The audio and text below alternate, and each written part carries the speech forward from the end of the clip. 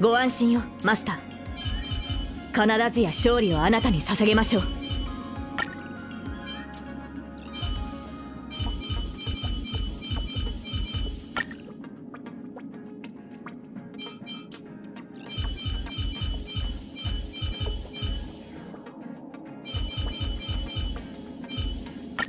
Let's perform together again like we used to, brother.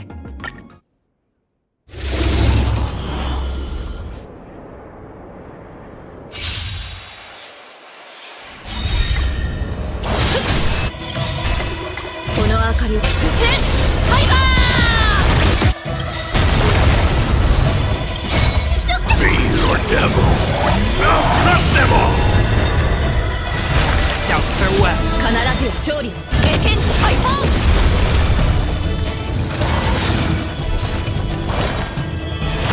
Trinity is before me. This. Watch over you. Guide you on your path. 指示トライクエア。この明かりは伏線ファイバー。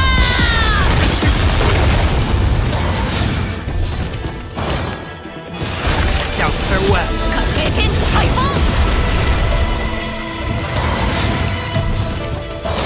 Trinity is before me. 前トライクエア。この明かりは伏線ファイバー。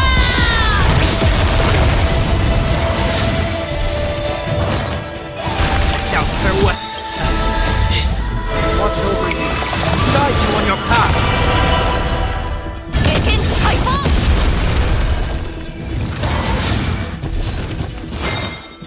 Trinity is before me.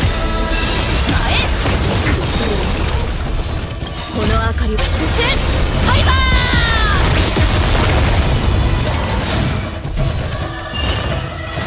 Doubts are wet. 経験解放。Heard the call. Trinity is before me. This. Watch over you. Guide you on your path. トライクエア。指示まず前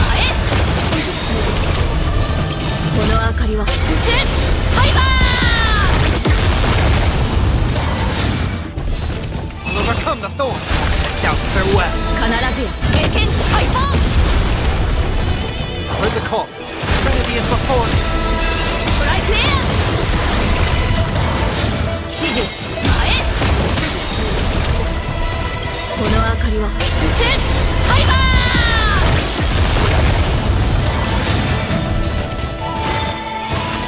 Doubts are wet. This. Watch over you. Guide you on your path. 経験解放。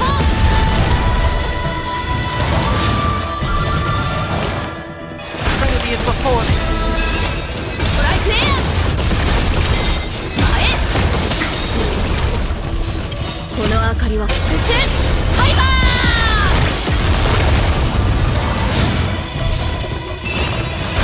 out farewell. 経験解放 Well, what trinity is before me? This watch over you, guide you on your path. 必ずや勝利ストライクエアこの明かりは復讐ファイバー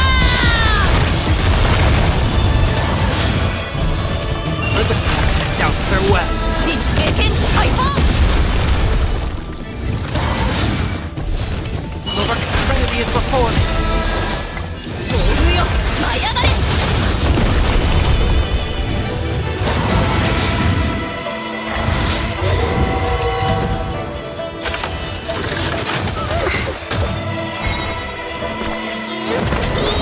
I can't thank you enough.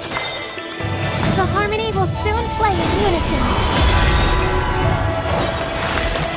Now, bid you farewell. セントストライクエア我が暴風よ舞い上がれ ス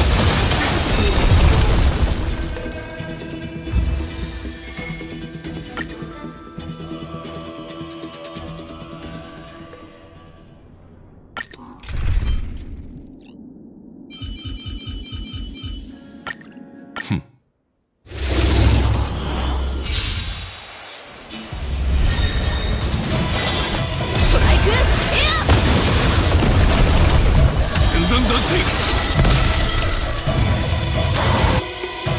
Right. Doors echo. 私の番か。体ゴルミ。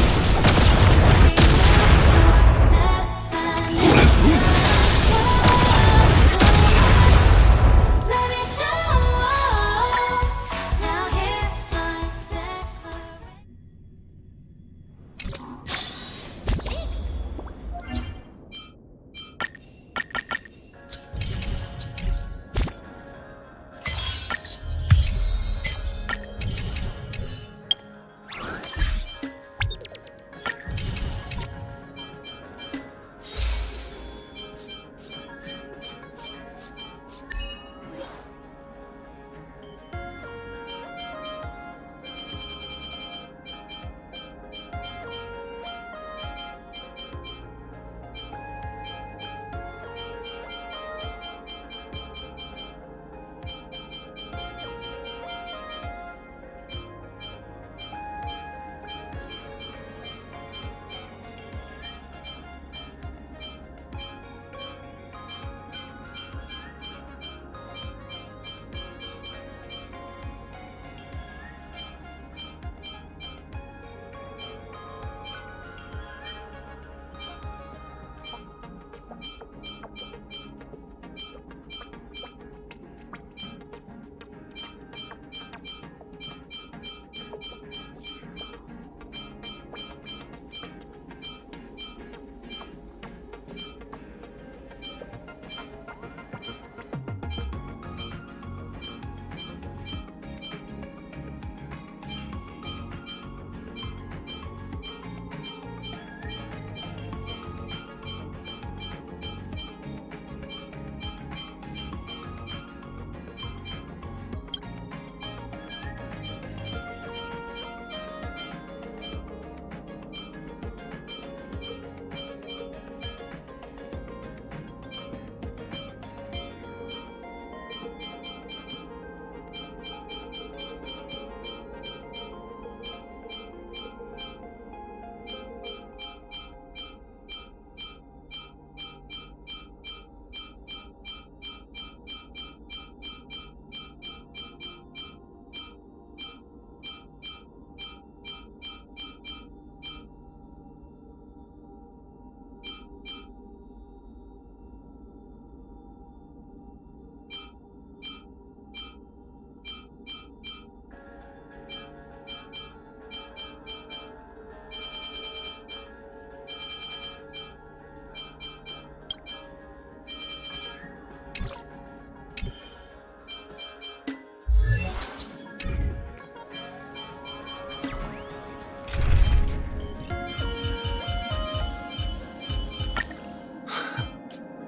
How long has it been since we performed together? I missed this.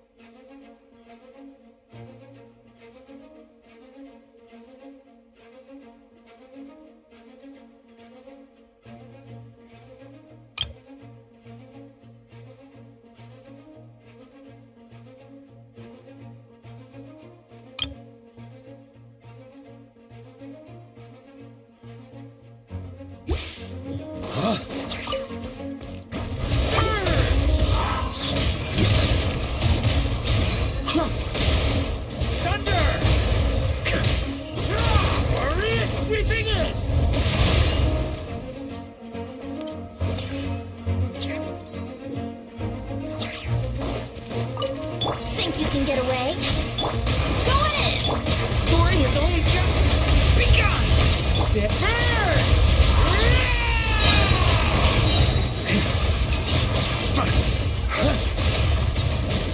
Thunder! Everybody stand! Time for takeoff. The turning point is fate! Boreas sweeping in!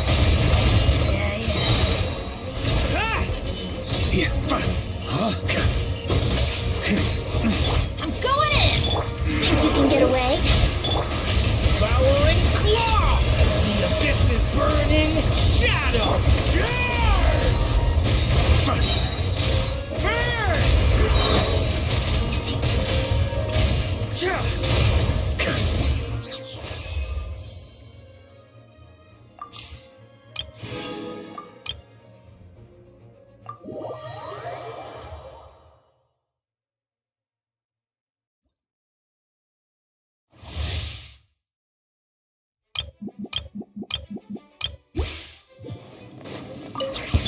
Defensive mode is Whoa, mark hit ring cutter! Observe. Be silent. Preparing for dust up. Change plan. Animal test 63. Time to act. The long sleep beckons. Close your eyes.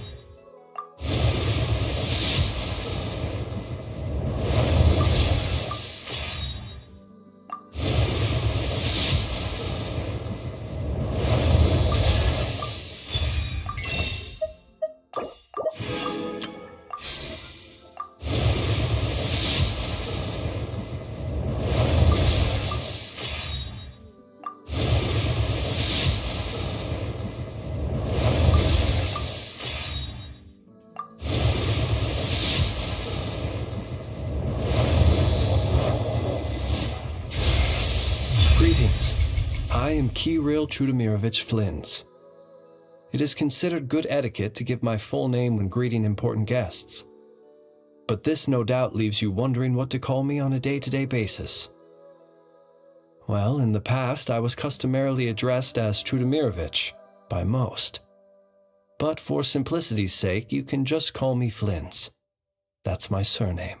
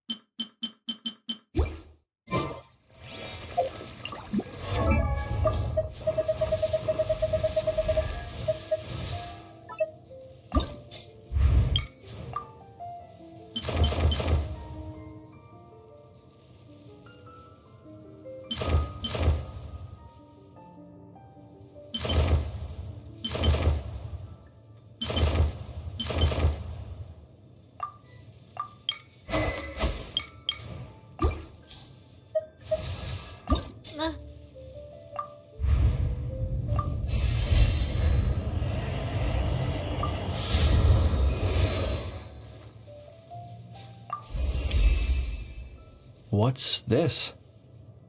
A gesture of encouragement. Huh. You have my sincerest gratitude. What?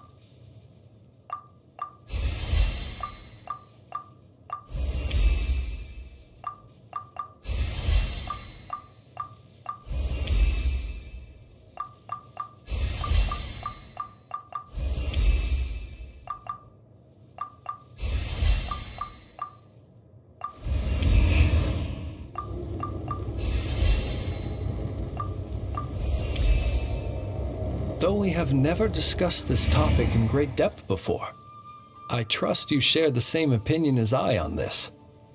The true art of war lies in deterrence, and not in fighting. Otherwise, things would become far too simple.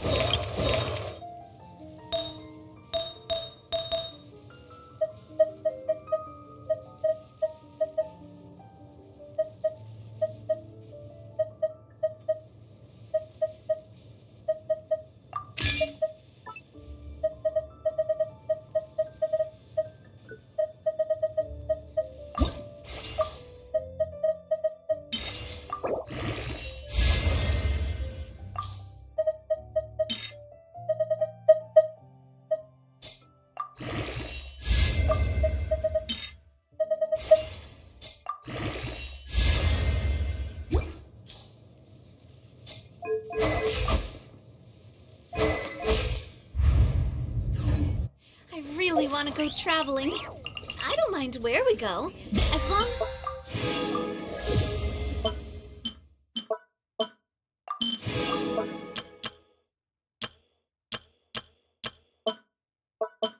as I have my friends with me.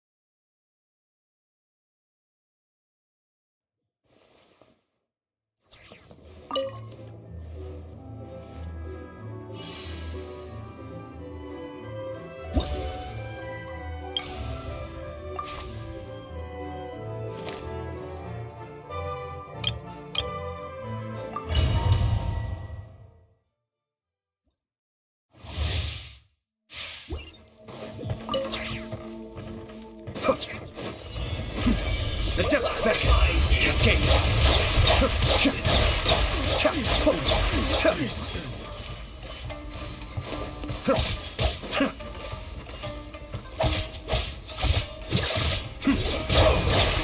Well done. Unfortunate fault.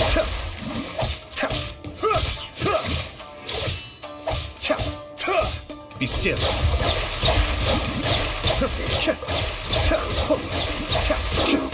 Have a load of this. Try my blade. Cheap tricks.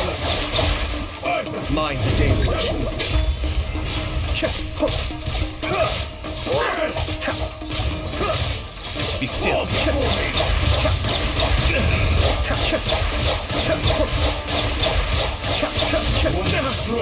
Nice.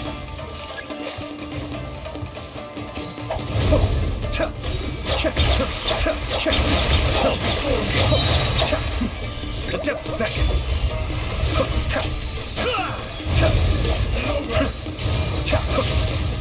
Cascade.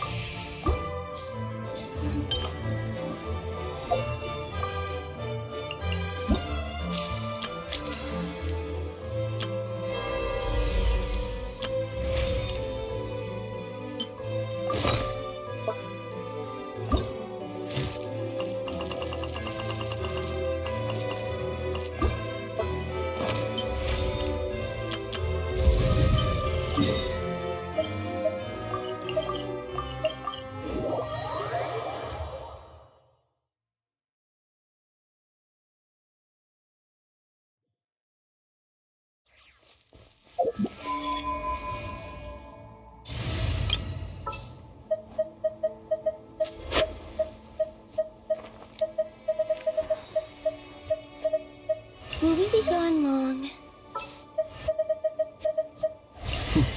Happy to oblige.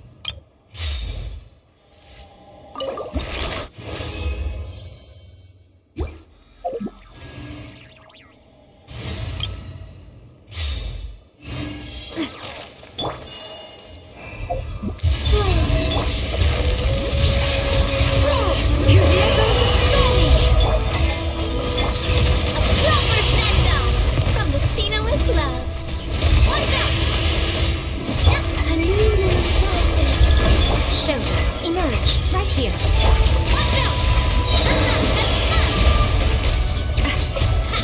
Letting Cray's names echo! Watch out!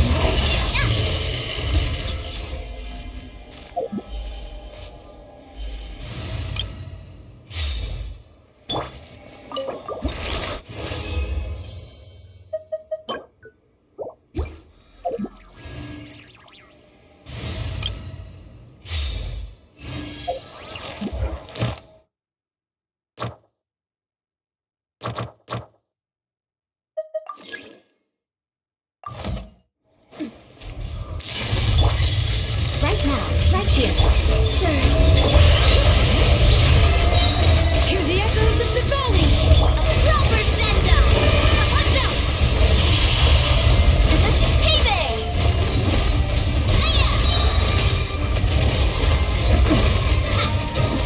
Feeling lucky?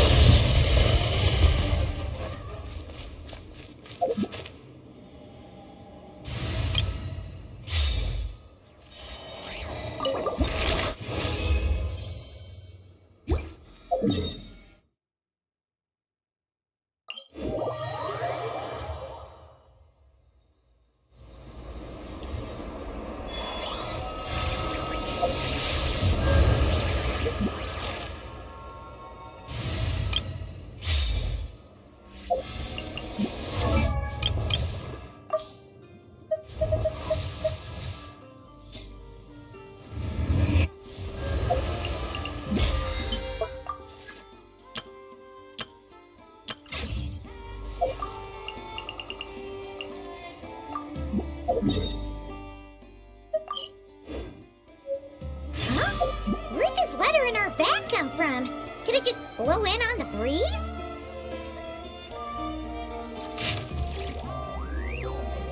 Oh, it's from the tone-deaf bard. Apparently, he wants to hear all about our adventures in Nod-Krai. Maybe we can get some tasty treats out of him in return. Come on, let's go to Star Snatch Cliff.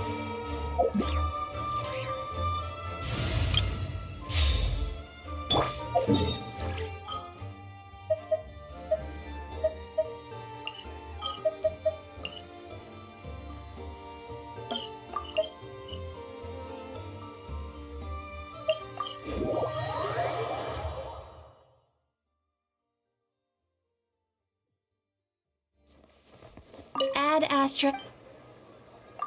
Thank you for Add Astra.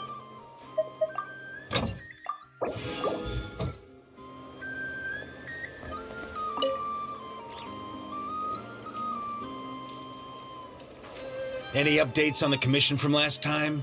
Should be done just about now, right? Apologies, Mr. Varka. The wine merchants from Mondstadt say they'll need more time to prepare. Also, they have asked me to pass this message on to you. Have you seriously finished the last batch? That cart was huge. Well, it's not like I'm the only one drinking. That amount of wine is barely enough for 2 banquets. We'll need more.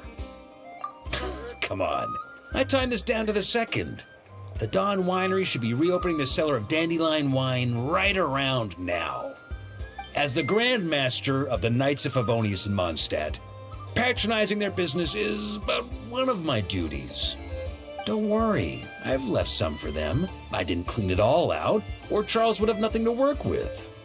The trouble with long journeys, though, is that wine tends to lose its flavor in the process. Next time I get back, I'll have Charles mix me the strongest drink he's got. Now, who to drink with? Kaya would definitely come if I called. D-Luke. Well, if I can catch him, I'll have a couple of drinks with him, too. Well, might as well get those two to have a drink together, perhaps.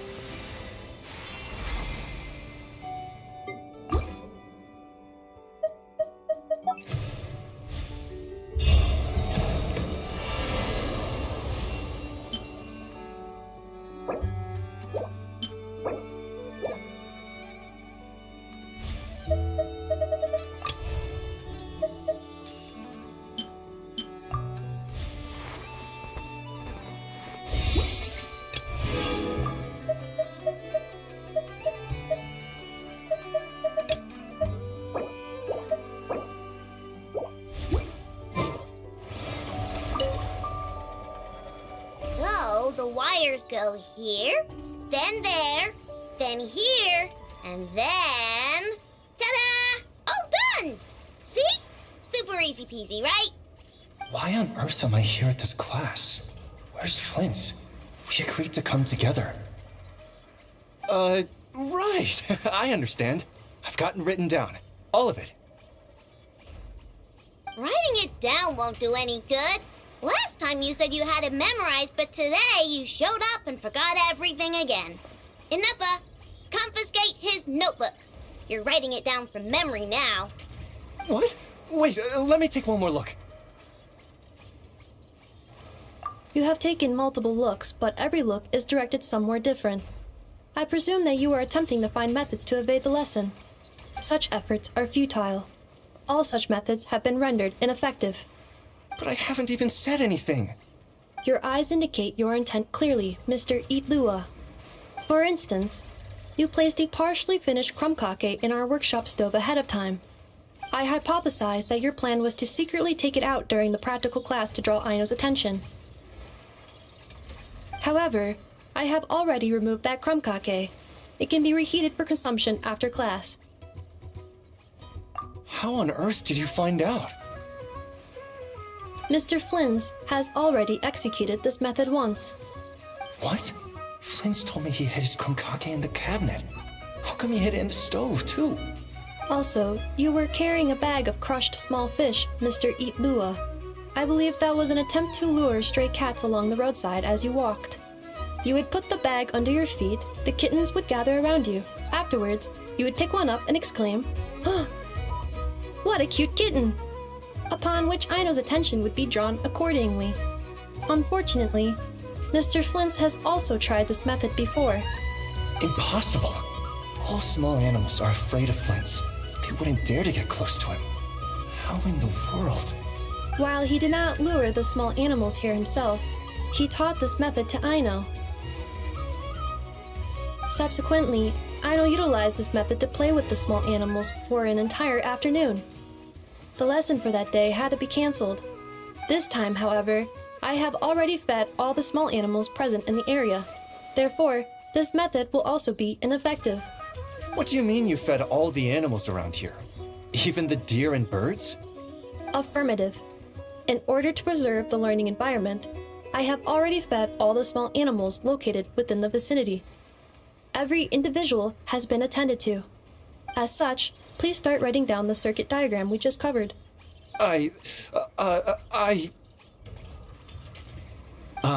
Mr. Itlua.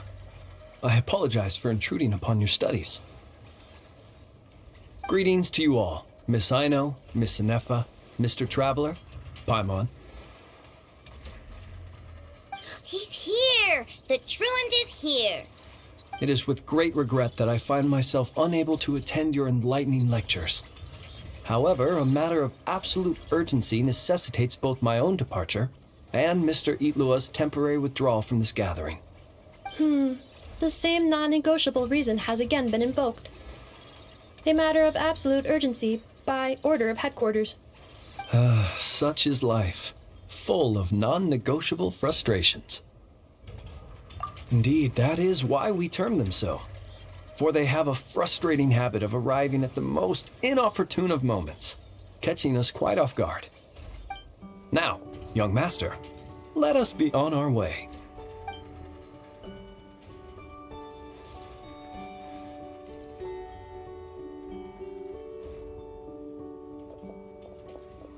Mr. Flins, none of those tricks you mentioned earlier worked. I'm very sorry to hear that. I'll make sure to share some new ones with you next time. Just a pity that after what just happened, another one of my best ones is now off the table for the foreseeable future.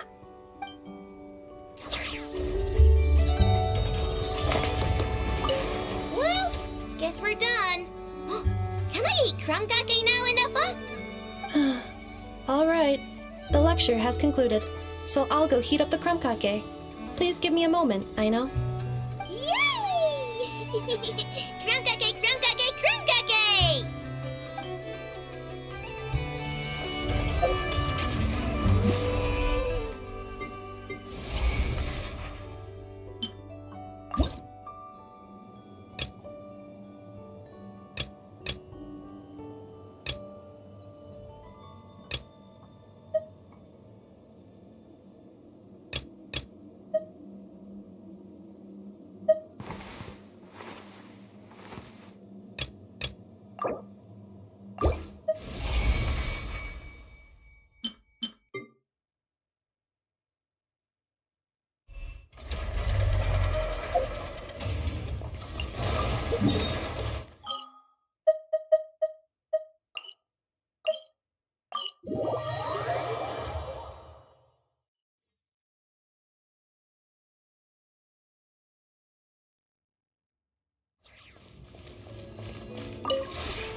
This realm is...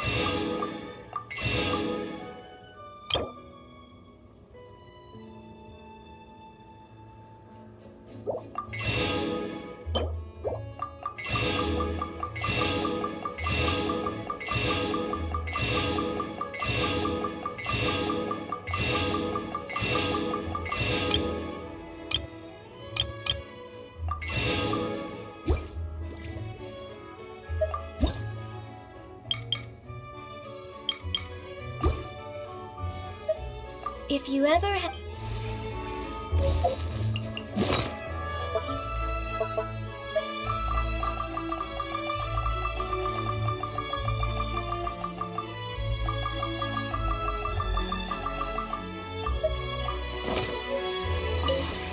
This realm is...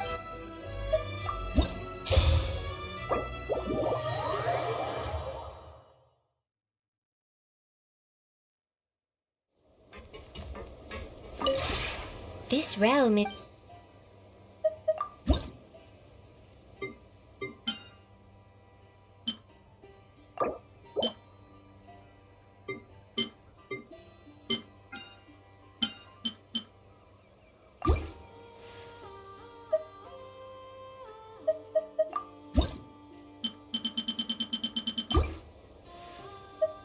If you ever...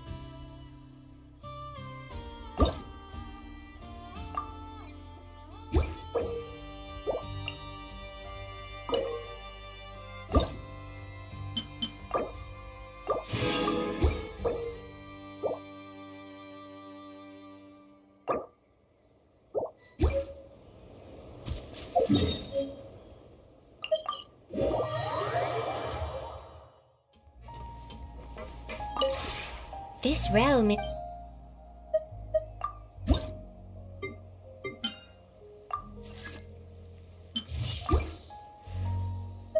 If you ever have any...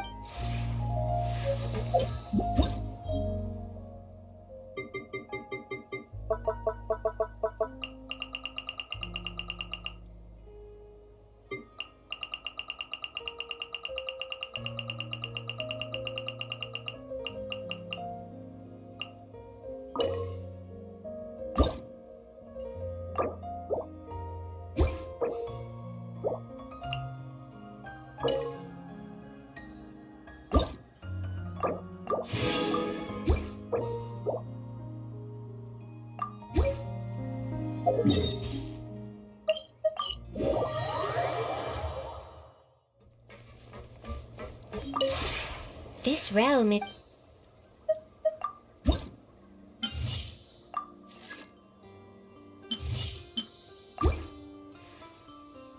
If you ever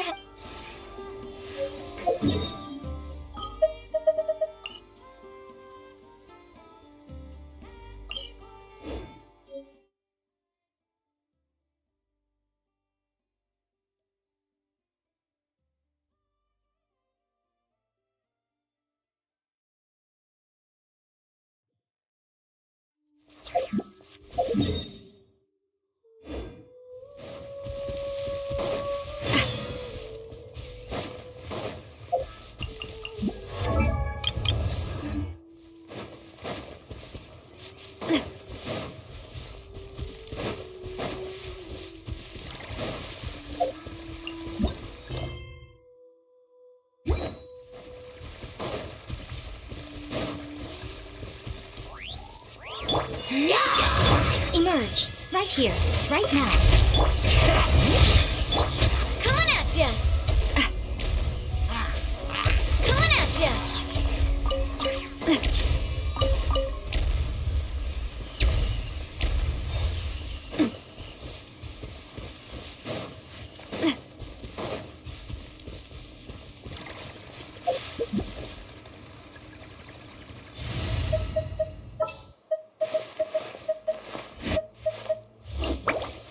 Excuse.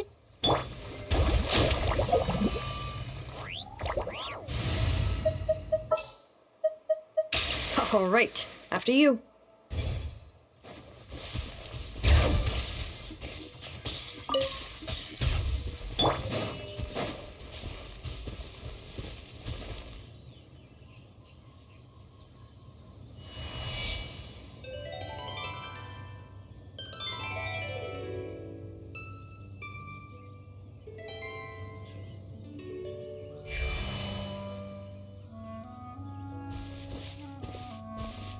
Welcome back, old friend.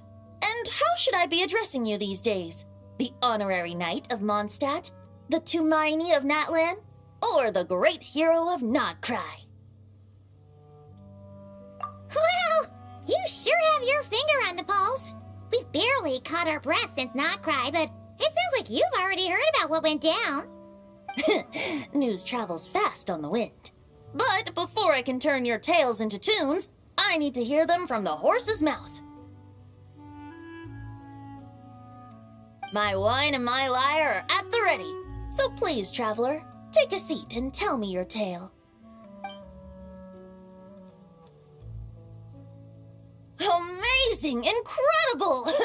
The Rapier of Solnari and the Doctor? Truly a tale for the ages! So, I'm guessing the Wild Hunt is a thing of the past now that you've defeated the Rapier of Solnari? Seems that way. We were kind of focused on dealing with the Doctor, though. Well, that's good to hear.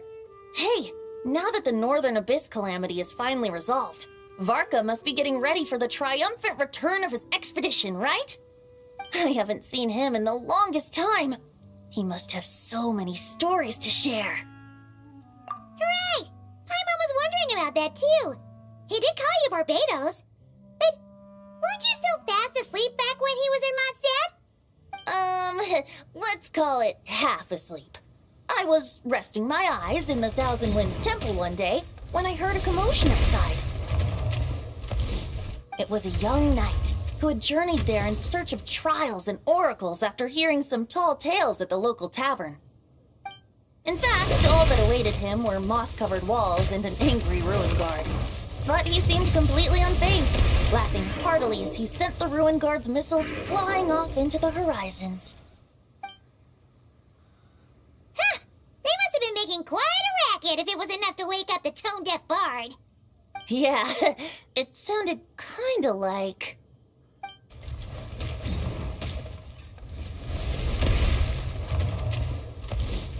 Hey!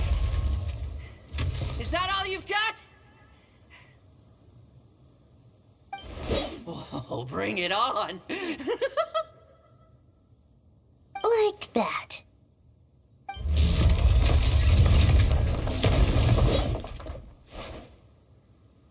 Giving up already? You're not half as tough as Varka said. A young knight of Favonius trekking out to the Thousand Winds Temple in search of adventure. Now there's a sight I haven't seen in a while. A bard in green clothes. Does this mean... Oh, you're Venti?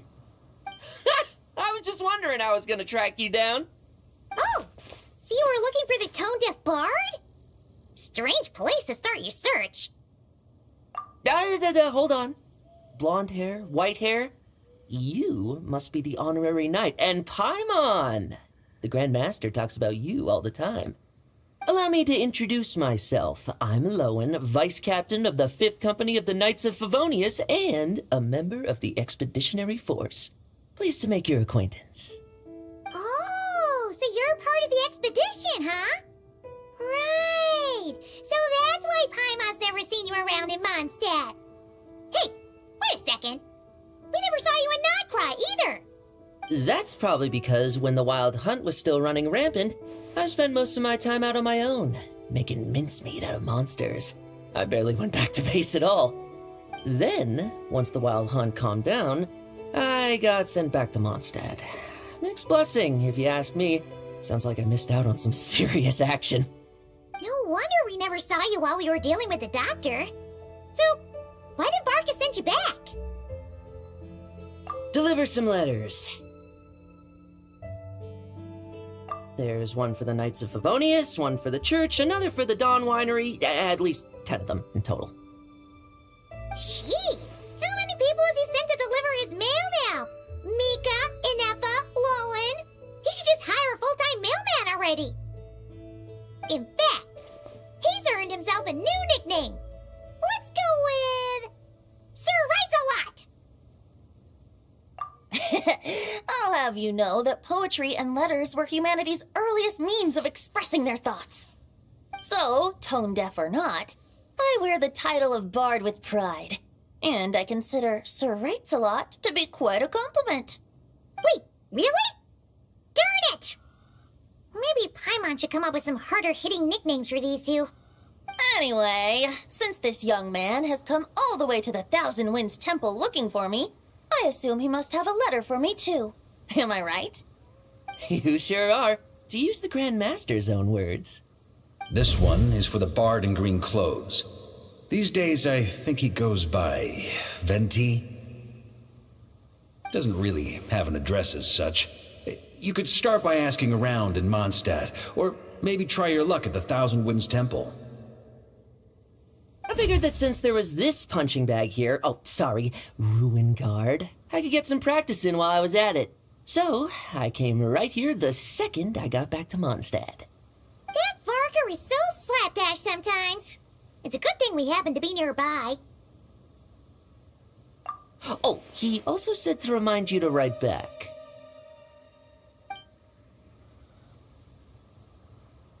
Nothing in particular. Just some idle chatter between two drinking buddies. But if I'm supposed to write back this time... I'll need some time to mull over my response. Varka gave you a whole bunch of letters to deliver, right? Maybe you can head into Mondstadt and deliver the rest of them first? My thoughts exactly, assuming I can find the way. Hopefully the roads haven't changed too much since the pre-expedition days.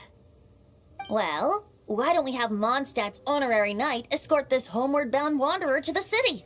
I'm sure some of the recipients of Varka's letters will turn out to be old friends of yours, too. Let's go! It's been a while since Paimon's done any guide work. Thank you so much, honorary knight. And you, Miss Guide.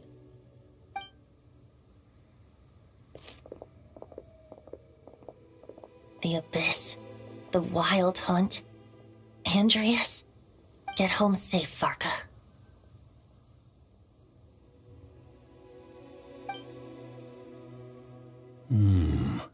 Why do my ears feel so hot all of a sudden?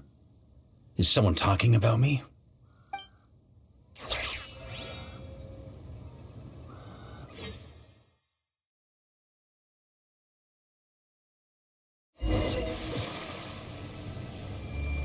Surely there's no way anyone found the secret stash of cash in my office.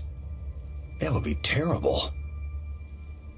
Grandmaster, bad time to get distracted. Watch out! Enemies approaching! Huh? Oh, it's just a few stragglers. They're no real threat to us. This expedition is almost over. We just need to deal with these final few targets, and then we will make our triumphant return!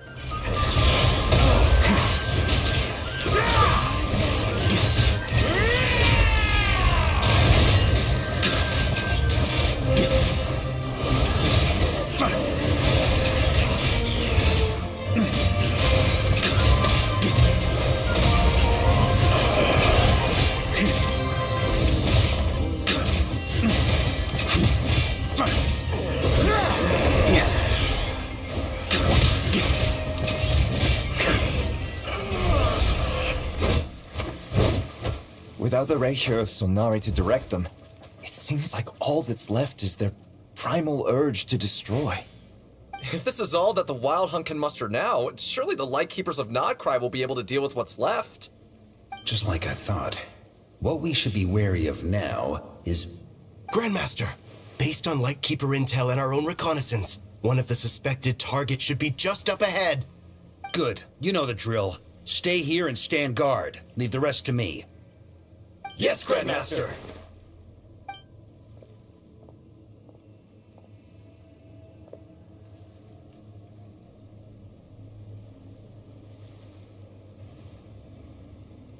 We meet again, Andreas.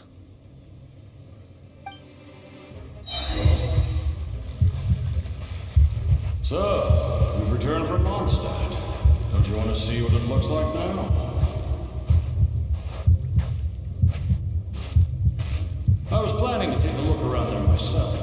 Perhaps you could be my guide. What's this? An echo from 1,000 years ago?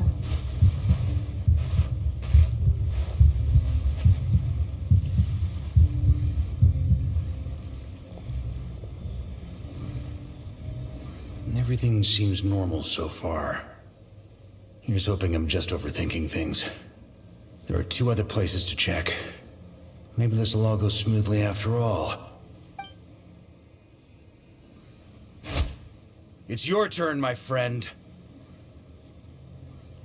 Come, Andreas!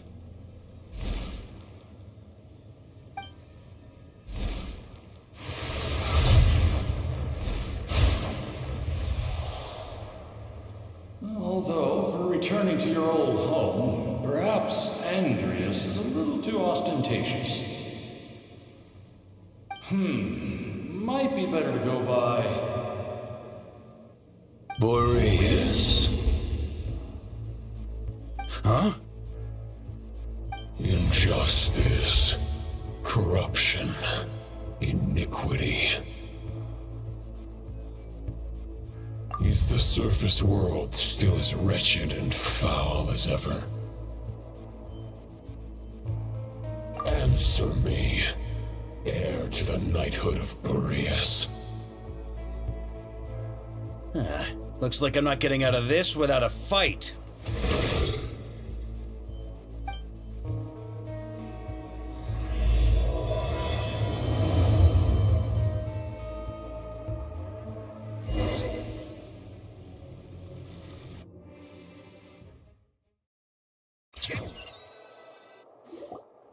That's where things stand with the expedition.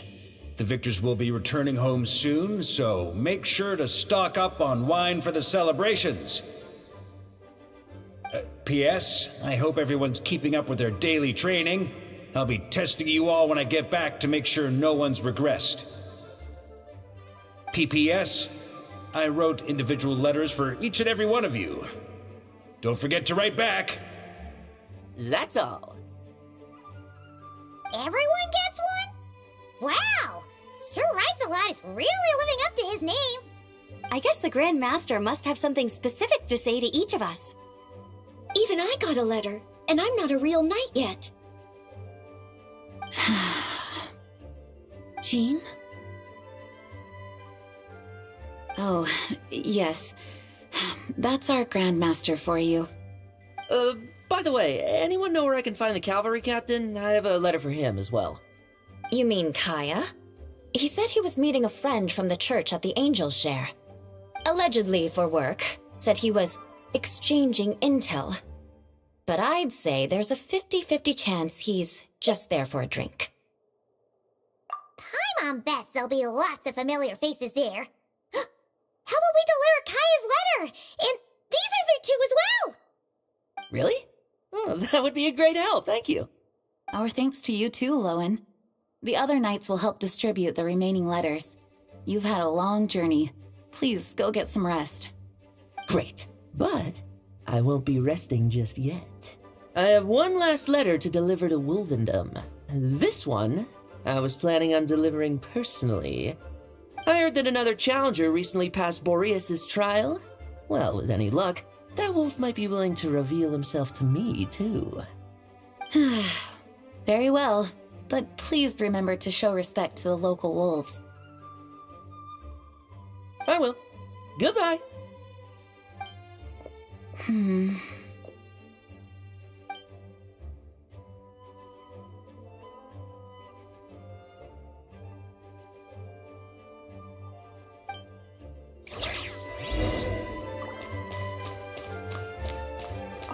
He wants to test me to see if my skills have regressed?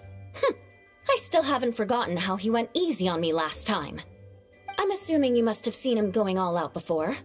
When the time comes, you'd better keep an eye on him for me.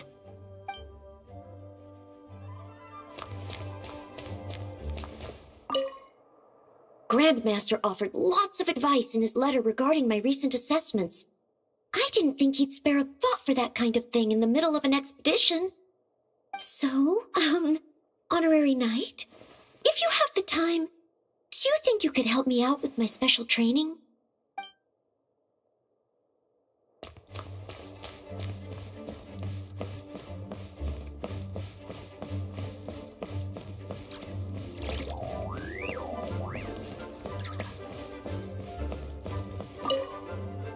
Ah, the Grandmaster. The archives are filled with documents awaiting his review. I'm not letting him run off again until he's finished dealing with every last one. On another note, have you spoken to Jean? I hope she'll finally be able to relax a little once Varka returns.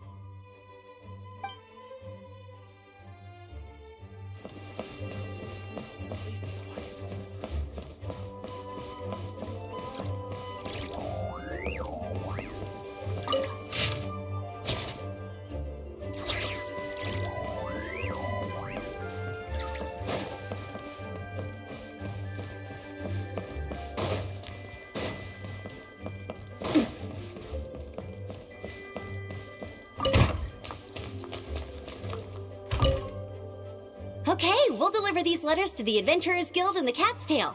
You can just handle the ones for the Angel's Share. The expedition is finally wrapping up. Oh, I hope the maps I made on our way there are good enough to get them safely home.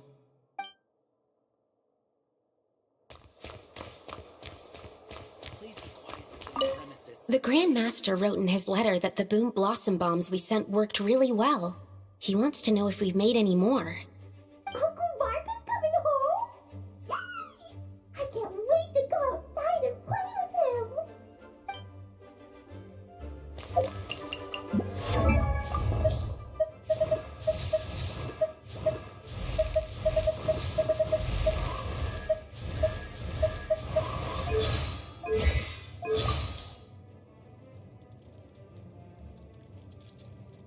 Oh, I've tried so many amazing dishes thanks to her. Between her work, the other chefs at her hotel, and her apprentices, I can almost call myself a food critic at this point. I I feel a little bad getting to eat the finest food in Fontaine for free, but I'm not complaining either.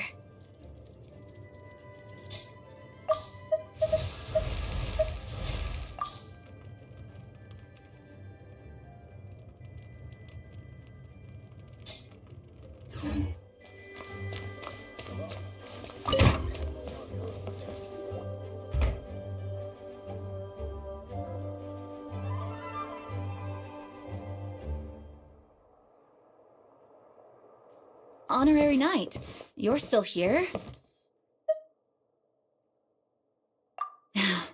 Is it that obvious? Huh? But Varka's coming back. The situation in Nod-Krai is stable. Surely things are looking up. True. From what you and Lowen have told me, the expedition has indeed accomplished its strategic objectives. It seems that Mondstadt no longer faces any threat from the perils of the North, be they the Wild Hunt or the Doctor. And yet, for some reason, I can't help but recall something the Grandmaster said to me before he left. If I don't make it back from this expedition, you'll have to assume the mantle of Grandmaster of the Knights of Favonius. If it comes to that, remember to train the next Knight of Boreas in my stead. I've planted some promising seeds in Mondstadt, but they still need time to grow. Some have yet to master the art of social interaction. Some don't yet understand that they too need protecting. And some, well, some might not even want to be a knight yet. What's wrong? Well, there's no need to frown. I'm going on an expedition, not marching to my death. This is all just a contingency plan in the event that I'm unable to return. Until I return, I leave them in your care. The lineage of the Knights of Boreas has nearly been extinguished twice in Mondstadt's history. The first wandering knight to claim the title arrived in Mondstadt 1,000 years ago, along with his wolf companion. He was as free as the wind. He left no succession plan behind. Even his name was lost to history. The title of Boreas could have disappeared from Mondstadt just as he did. But he had an informal disciple, a knight named Ravenwood, who admired the Knight of Boreas greatly. Ravenwood's valor and swordsmanship earned him the wolf spirit's recognition. When the old aristocracy tried to regain power, Ravenwood came once more to Mondstadt's defense. From then on, the title of Knight of Boreas was passed down from generation to generation within the Knights of Favonius. Wolf spirit? You mean that big blue wolf in Wolfenden? Correct. As you may already know, the Wolf of the North is the surviving spirit of an ancient god, and the Knight of Boreas serves as an intermediary between him and humanity. Lupus Boreas, who had never known what it meant to love, came to understand it through the journey with his human companion. In the end, he chose to allow his power to become one with the land. This was once a well-known tale in Mondstadt, but these days, few people are aware that the starting point of the Wolf King's journey was not Mondstadt, but Nod-Krai. Huh? The great Wolf King of the North came here from Nod-Krai, although he doesn't like to speak of his past. In fact, he rarely shows himself to people at all nowadays. As such, this tale can only be found deep within the Knights of Favonius library. Even among the Knights of Favonius, few are aware of it. The Grandmaster didn't disclose any concrete objectives before departing on his expedition. I couldn't help but wonder whether it might somehow be related to Nod-Krai's Wolf of the North. I kept my speculations to myself, however. Sharing them would only spread unwarranted suspicion toward the Four Winds among the people of Mondstadt. You experienced the turmoil caused by Duval and the East Wind's actions for yourself. Surely you can understand my concern? No wonder Varka wasn't clear about his motives. Is that what he was worried about? Very possibly. He was probably also reserving judgment. Having heard about your experiences in Nod-Krai, I now suspect that the Grandmaster hadn't yet ascertained the true identity of our enemy at that time. And as it turns out, the calamity born in the north wasn't an ancient god, but rather the Wild Hunt and the Doctor. I guess we were both jumping to conclusions.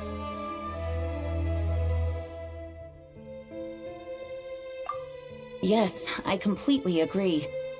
The tide can turn rapidly in times of battle. It's a leader's responsibility to prepare for every possible contingency, even if his contingency plan never needs to be put into action. I'm sure the Grandmaster is relieved to know that it's in place.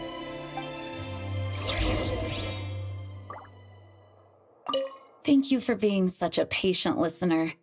I feel much more settled after talking with you. If you have any spare time, would you mind stopping off to say hello to the other knights?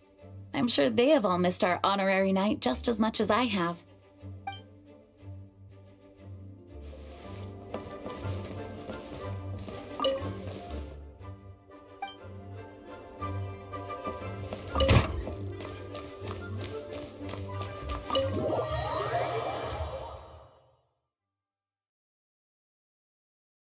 That turned into a pretty long conversation, huh?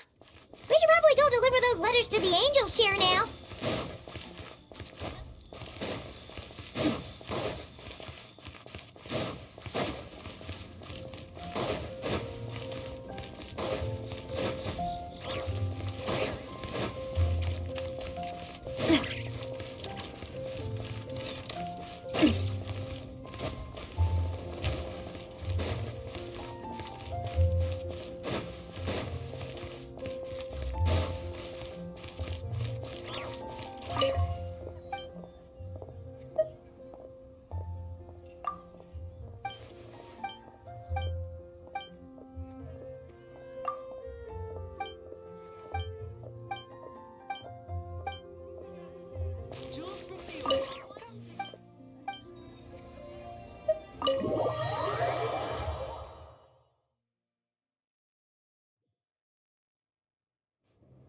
When you're mixing drinks in hot weather, start by pouring in cold water and add ice cubes.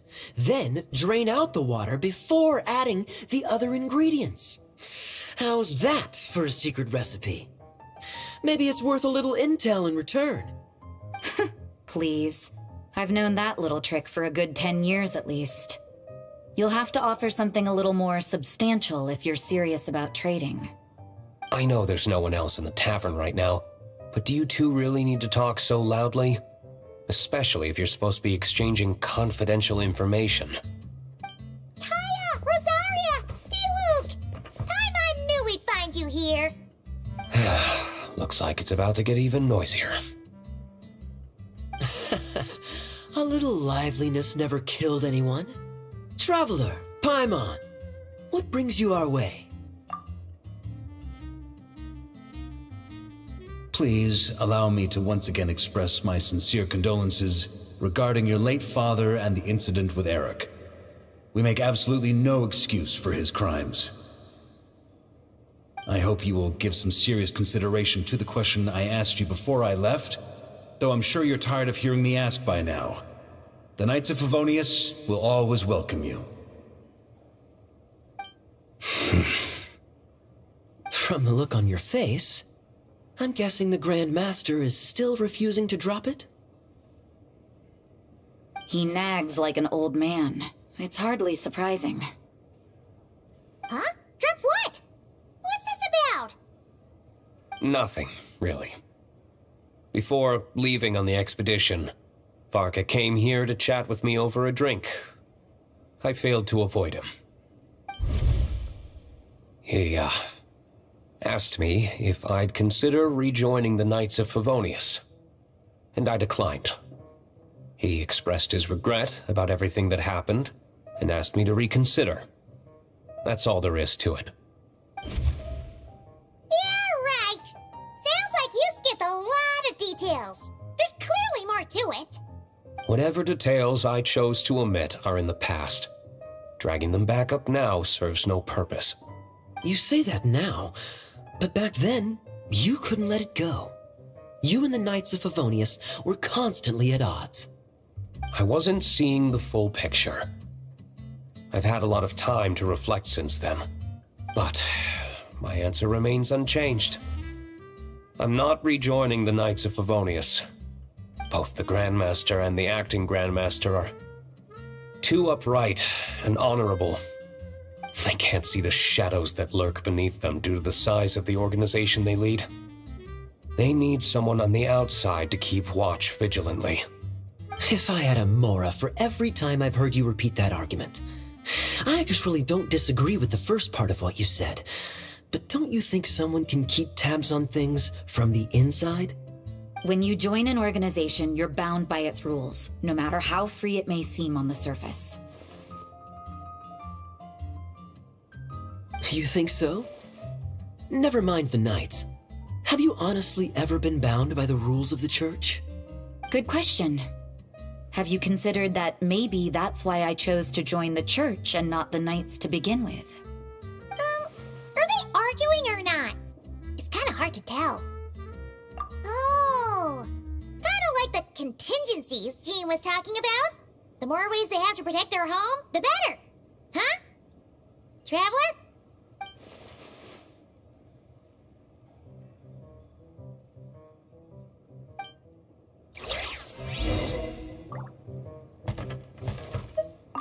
My reply won't be a long one, as usual. I'm sure Varka won't be surprised. What should I report back to the Grandmaster on? Let me think. Public order inside the city? Monster activity in the wild? Oh, and a review of the latest vintages. I think I'll leave it at that. It's got your name on it!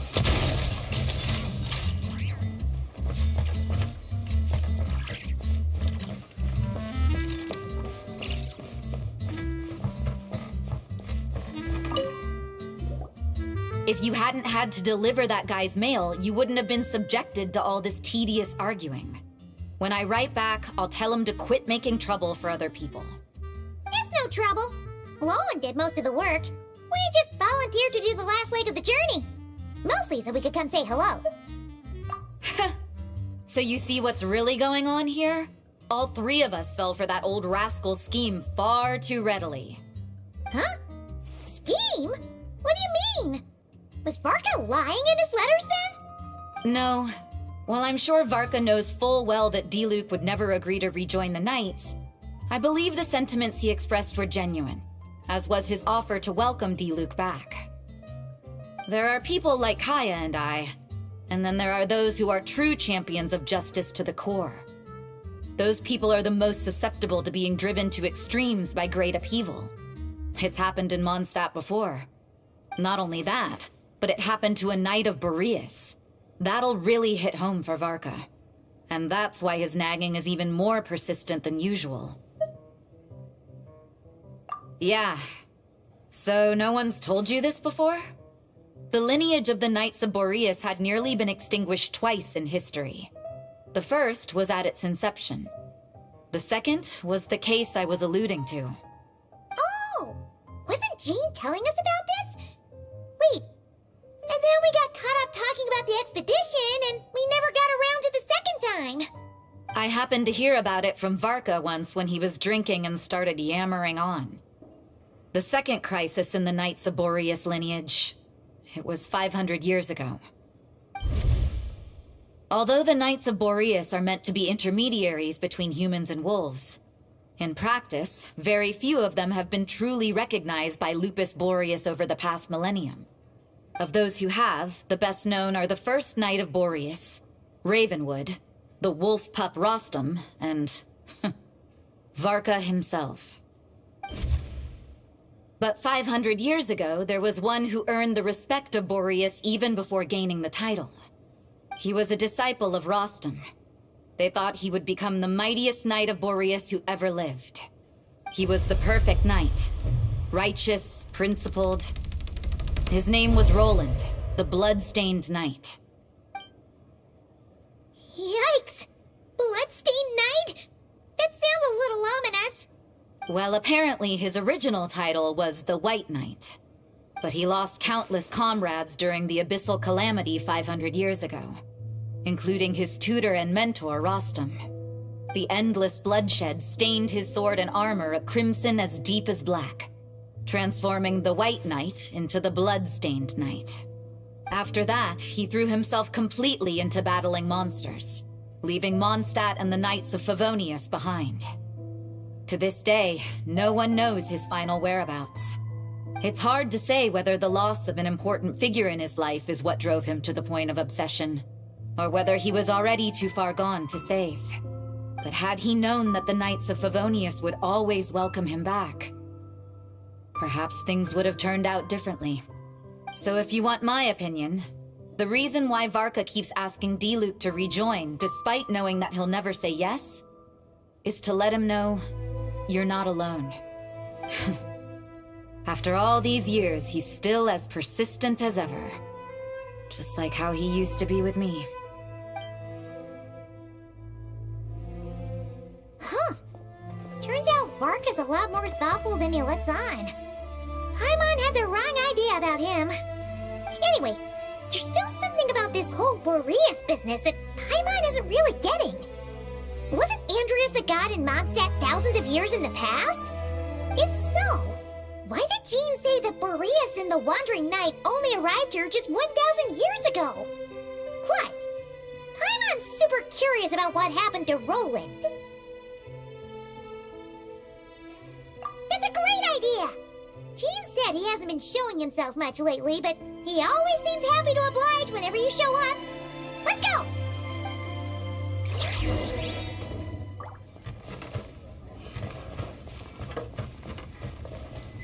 My reply won't be a long one, as usual. I'm sure Varka won't be surprised.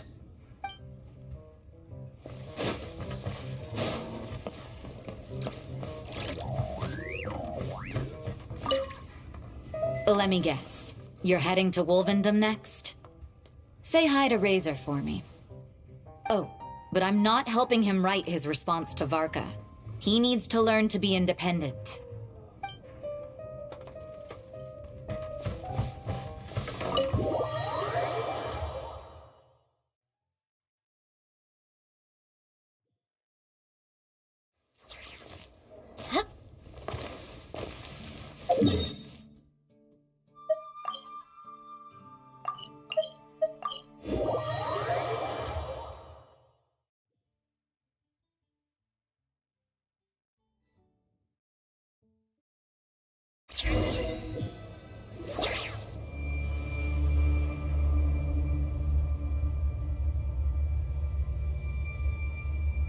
What's going on here? Was Wolvendom always like this? Paimon has a bad feeling about this. The Wild Hunt! What are they doing here? Watch out!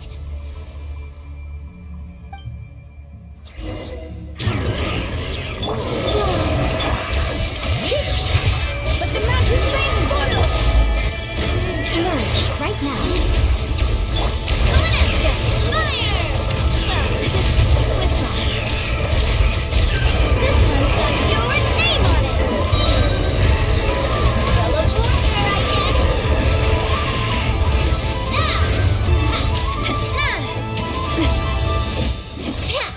Feeling lucky? Come on out, right here. Emerge, flame.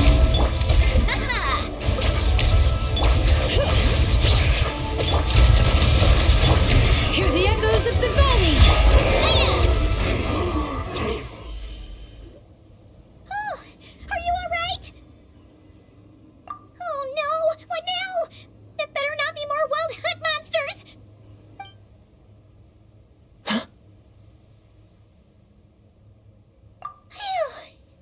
You scared Paimon stiff! She thought you were... Stop right there! Answer me this. The 2 letters I gave you, who are they for? 2 letters? Wasn't it 3? Okay. Well, Paimon's coolest naive expression doesn't appear to be an act. Hey! What are you trying to say? Wait, what are you trying to say, huh? Huh? Paimon passed a test? Really? Huh! She didn't even realize she was taking one! You may dispense with your suspicions. The wolf pack has borne witness. They fought against the aberrations that encroached upon this land, and our attackers showed no ability to disguise themselves this time. Ah, a familiar scent. Come, I will await you at the usual grounds. Well, if the boss of Wolvendom has vouched for you, I guess I should apologize for doubting you just now. Sure was. Fortunately, my experience in Nod-Krai didn't go to waste. Turns out the Wild Hunt all feel the same when you stab them. They didn't stand a chance. Something seems wrong with that old wolf, though. Go on, you should check on him.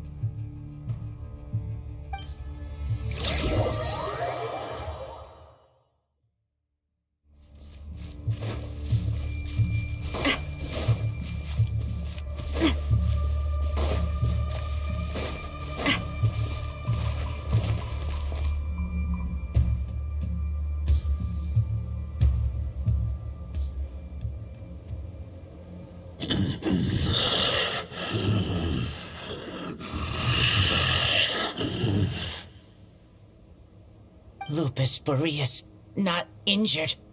Why so weak? Am I not strong enough?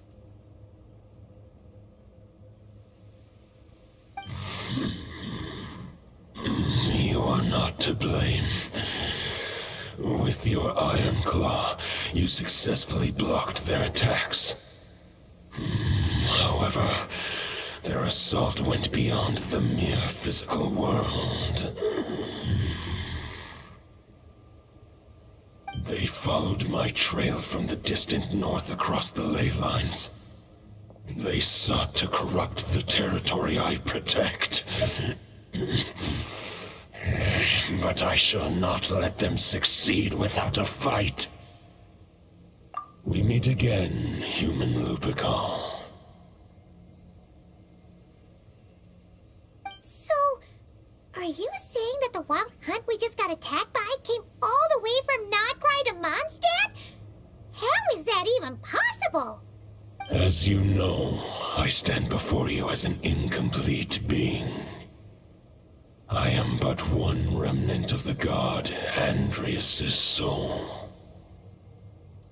The source of this turmoil. I can sense it. It lies in the north. It is the part of me that remains in Nod-Krai, from whence I came. Huh? Now Paimon's even more confused. How can you be in two places at once? For many gods, housing a part of their soul within an object is no difficult feat. But those who can perform such delicate partitions as this are rare, even among the gods.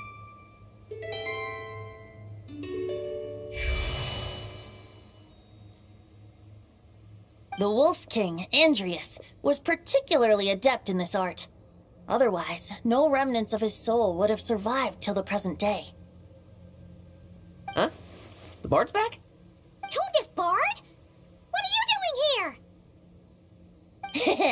Maybe the god of Animo guided me here.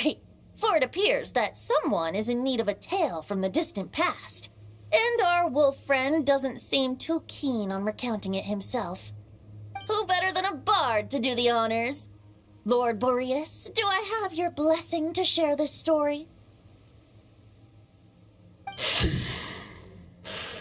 As you wish. Lupus Boreas wandered the frozen tundra and stumbled into the Seelie Hall. Enchanted by their song, tender as the dawn's starlight, and curious about the ways of humankind, the wolf bade farewell to his home and set off for the city to the south.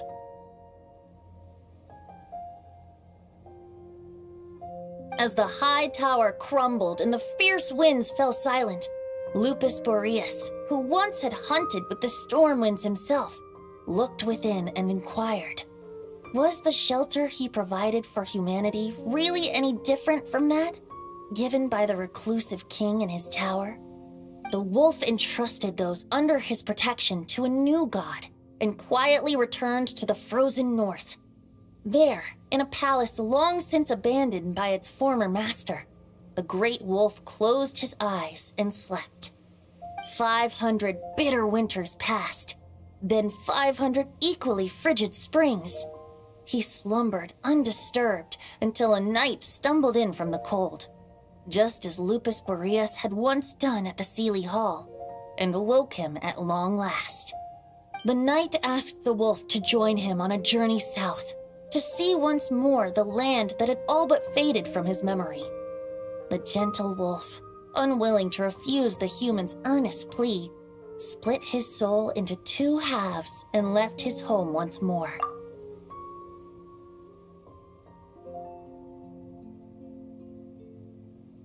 Seeing how the ice and snow had given way to verdant plains, hearing the laughter and song that now filled the once somber city, the aging Lupus Boreas turned to his friend, the god of Animo, and remarked,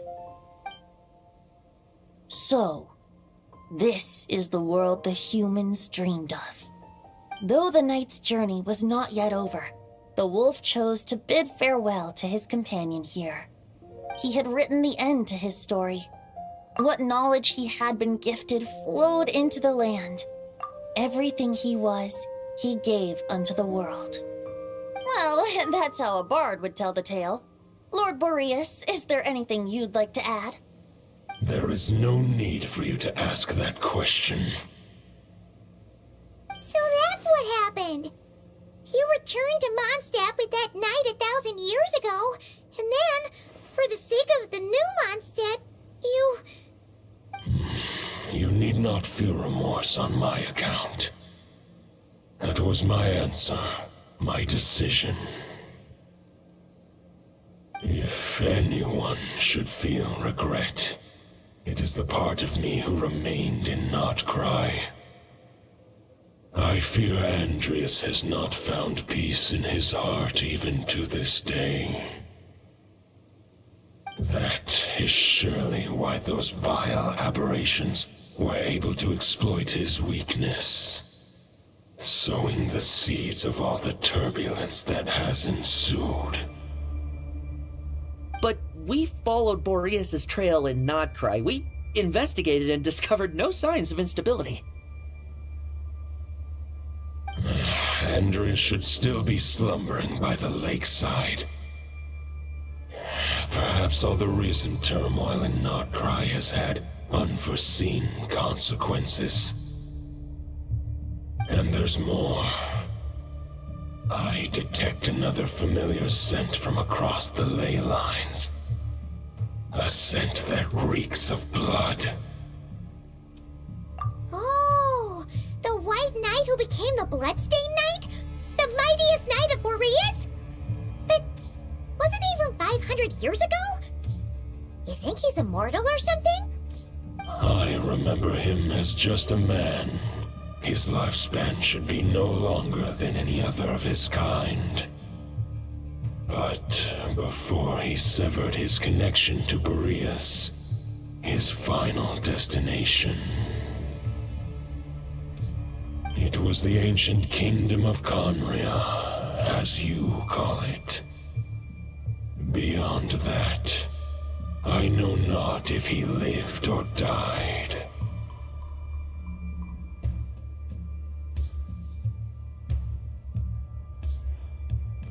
If you want to get to the bottom of this, I'm afraid you'll have to make another trip to Nod-Krai yourselves. As luck would have it, another old friend of ours just so happens to be free right now. If you ask him nicely, he might give you a lift.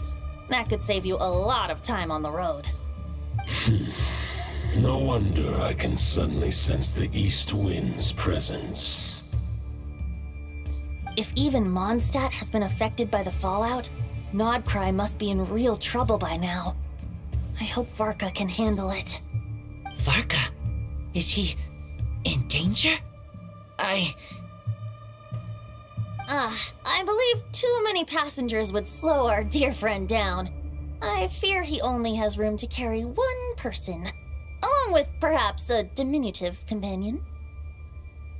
Alright, wish it could be me, but I accept that we should send our strongest warrior to fight Nod-Krai's battles. I'll stay here and deal with any wild hunt that try harassing Mondstadt. It'll be a good chance to try out some new moves. I stay in Mondstadt too. With Traveler's help, Varka will be safe. Razor, give me your iron claw.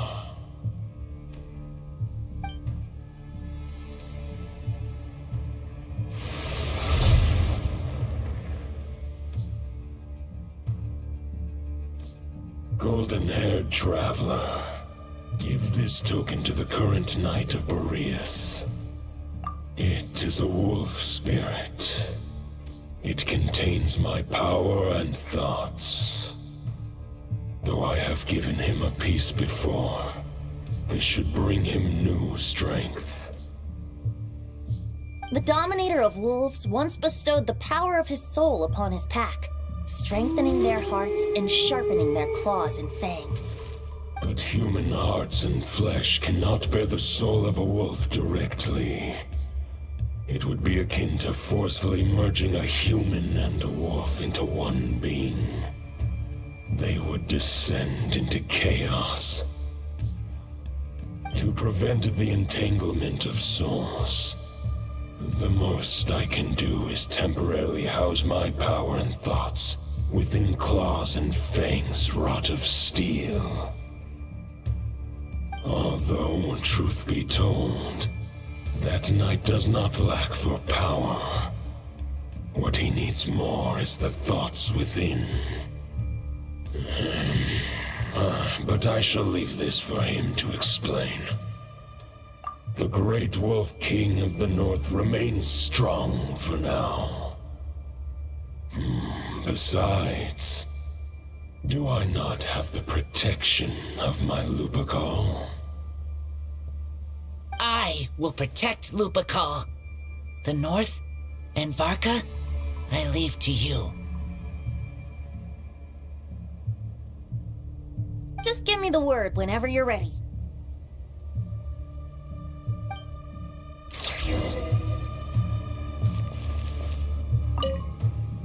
I can read Varka's letter. I will try my best to write a reply. A wolf's claws make poor instruments for writing human words. But that token will suffice to convey my thoughts.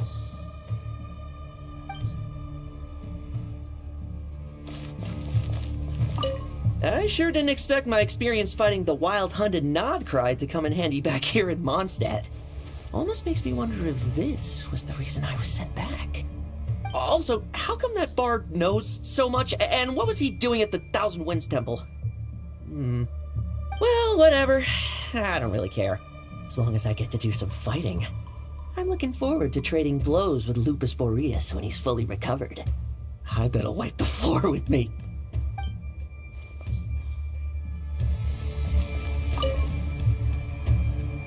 Any questions before you set off? Better ask now. You'll probably have to hit the ground running when you get to Nod-Krai. The root of this turmoil lies with the remnant soul that Andreas, Dominator of Wolves and God of the North Wind, left in Nod-Krai. He once left Nod-Krai and braved the blizzards to confront the God of Storms and claim the right to rule.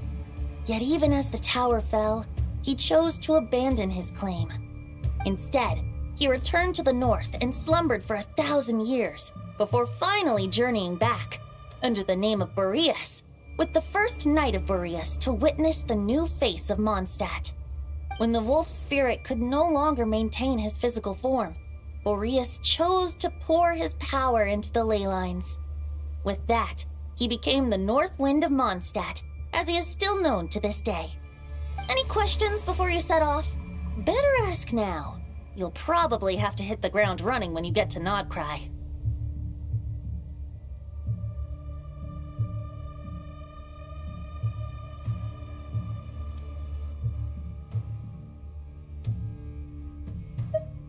500 years ago, Roland seemed destined to become the mightiest knight of Boreas ever to have lived. But he was too pure of heart. He believed firmly in his own ideals of chivalry, vowing to eliminate all injustice from the world. But the world had never been perfect and pure, nor would it ever be. Neither his mentor, the wolf pup Rostam, nor the Grandmaster, known as the Lion of Light, could persuade him to temper his obsession. But what was the scent that reeks of blood that Lupus Boreas sensed? And what is its connection to Conria and the Abyss? Perhaps you will uncover the truth in Nod-Krai. Any questions before you set off? Better ask now. You'll probably have the soul of a wolf is as unyielding as ice, and Andreas is a master of molding and shaping it. His people once drew great strength and wisdom from the wolf spirit. But human hearts and flesh cannot contain the soul of a god. Attempting to place the wolf spirit in a human vessel would slowly devour their sense of self, even if Lupus Boreas did not intend for that to happen. That's why Lupus Boreas developed the technique of imbuing weapons with his soul. It is his way of blessing his human Lupical with the wolf spirit's protection. In fact, there is an ancient song that tells this tale. A weapon once of common iron, now through friendship turned divine. Twixt man and wolf a bond was made, a power born within the blade. As much as he might claim not to accept humans, his actions sing a different tune. Oh, but keep that little observation between us, will you? Any questions before you set off? Better ask now. All right, over to you, Dvalin.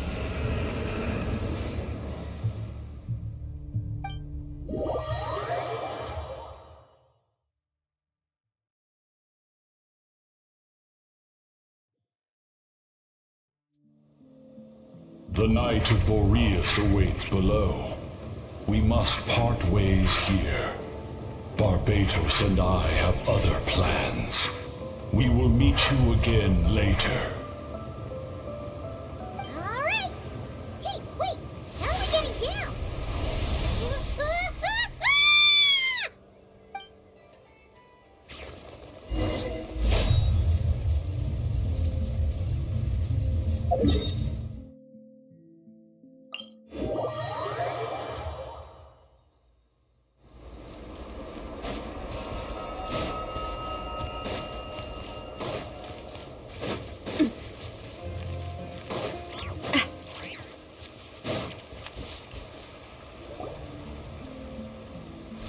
Hold the line! The enemy's on the brink of collapse! Grandmaster! It's...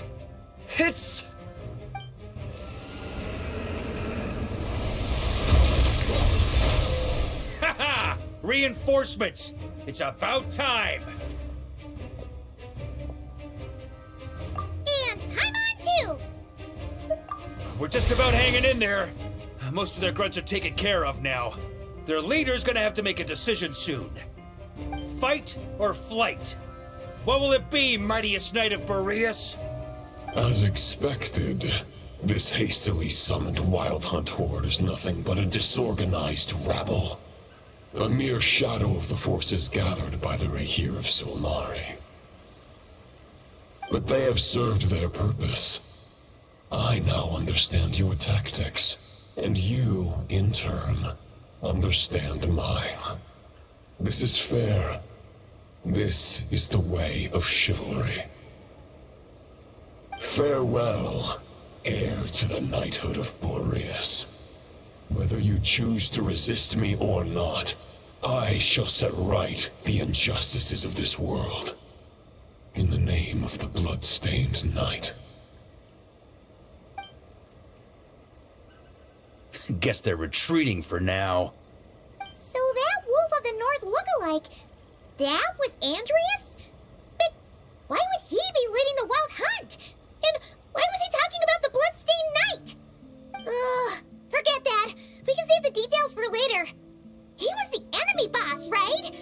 Are we just gonna let him get away? There's no point chasing after him. We've crossed blades already, and it ended in a stalemate. Right now, there's nothing we could do about him. True. We're still not certain of his true identity, but whether he's a god corrupted by the abyss or a legendary knight, killing him might be just about possible, especially now that you're here. The difficult part is, we can't kill him right now. Huh? What do you mean? Is he immortal or something? No. Judging from our skirmishes so far, I don't think he's got any special abilities of that caliber. Nor does he have the ridiculous level of power wielded by the 5 sinners. But, compared to Rerir, our current foe clearly has a better understanding of how to exploit Nod-Krai to his advantage, particularly when it comes to Andrias's remnant soul. Exactly. Sounds like you realize what the crux of the issue is. I managed to cut off a sample from our foe, which Albedo and Durin are analyzing as we speak. Meanwhile, our other allies should be making their way home from their own battles by now. Let's discuss this further when they're back. We still have some big challenges ahead before this expedition can finally be declared a victory.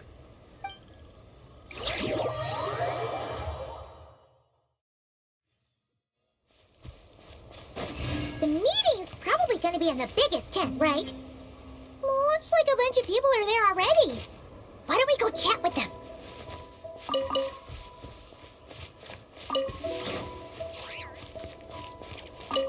Hey, good to see you again.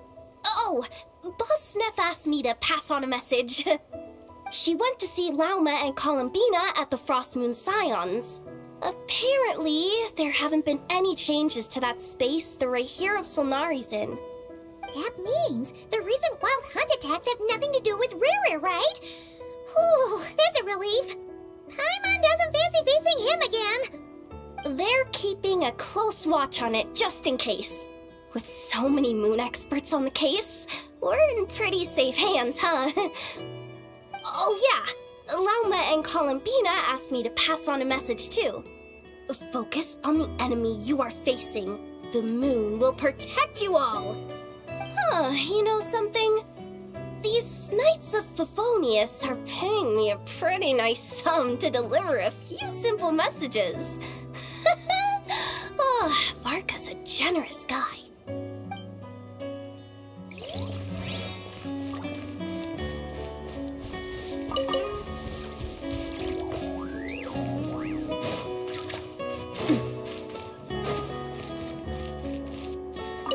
Short distance propulsion module on cooldown.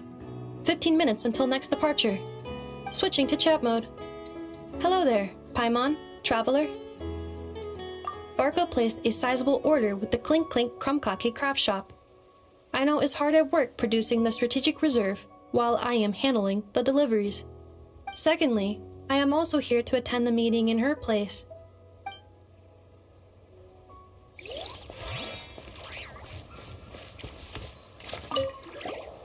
Huh? Flins! Paimon thought the Lightkeeper's rep would be Iqua or Nikita. You're quite right. However, Itlua and Nikita are both busy organizing the Ratniki's region-wide response to the recent attacks. And since I'm well acquainted with everyone else here, I was the one they recommended to attend the meeting. Sometimes you don't get a choice when there might be consequences down the line.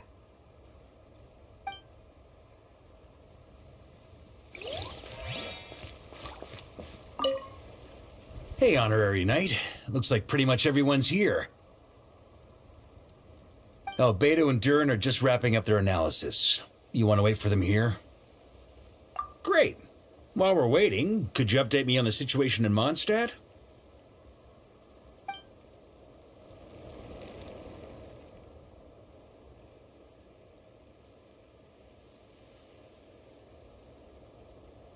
And that's where things stand.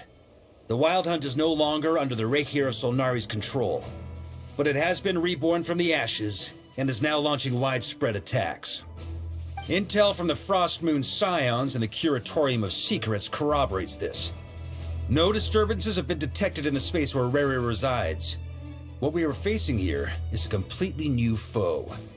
Summarizing current situation. To confirm, the present leader of the Wild Hunt is the creature resembling a wolf. Andrius, god of the North Wind.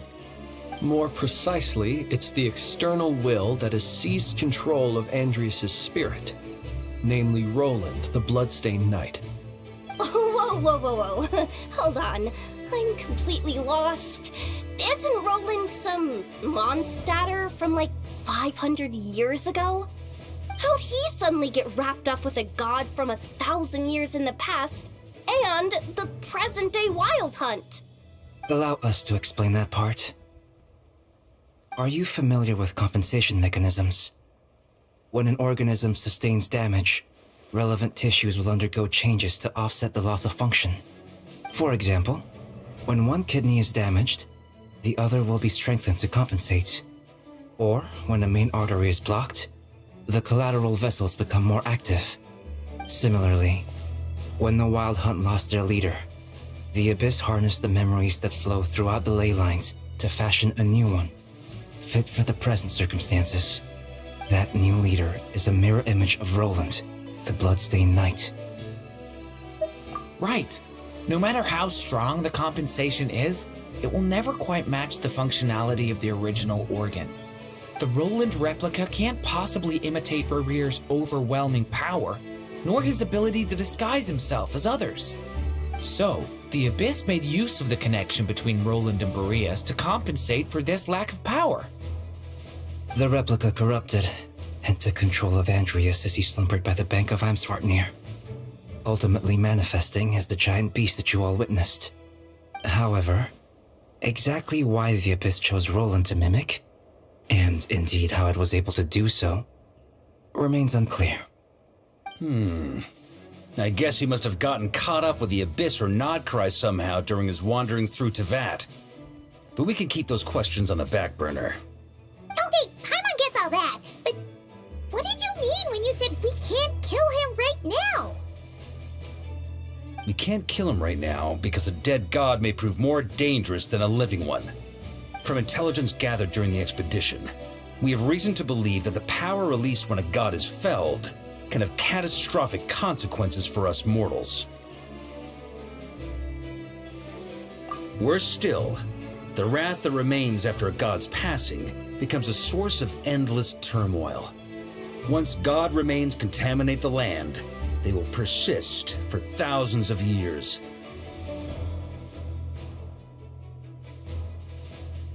This land has already been ravaged by the Wild Hunt. If we add god remains to the mix, it would be like adding salt to an open wound, placing everyone who lives here in perilous danger. Query. While I can indeed find records of disasters caused by god remains in my database, there also appear to be cases of gods dying naturally with no ill effects. In that land, the passing of the Pyro-Archon's flame is a common occurrence throughout history, and even the part of Andrius who remains in Mondstadt has experienced death once before, has he not? Great question. Glad you asked. Honorary Knight, you said Lupus Boreas gave you a token to pass on to me? Please, present it now. It should help explain things faster.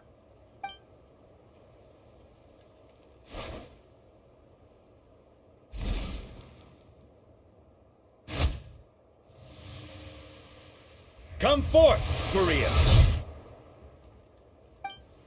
This form has come to the end of its time. I'm afraid I can accompany you no further on your journey. My soul will fall into silence, and my power will flow into the ley lines of this land. Perhaps this is all that a wolf can hope to do for humankind. Do not grieve for me, for this is the end I have chosen.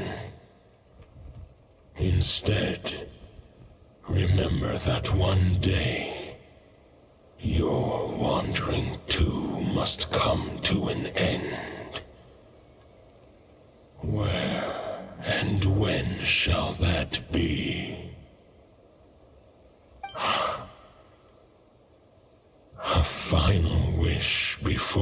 slumber.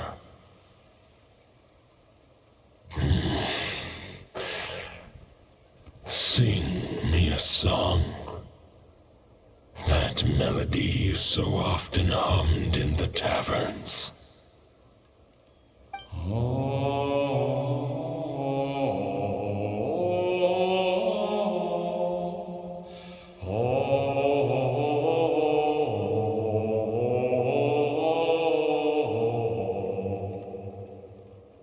You saw it too. You must have keen powers of perception. Not that it surprises me. That was Boreas' final thoughts before merging with the ley lines. It's the reason Mondstadt remains unharmed by his god remains. In his final moments, he made a choice to give everything he was to the ley lines. All to protect Mondstadt from harm.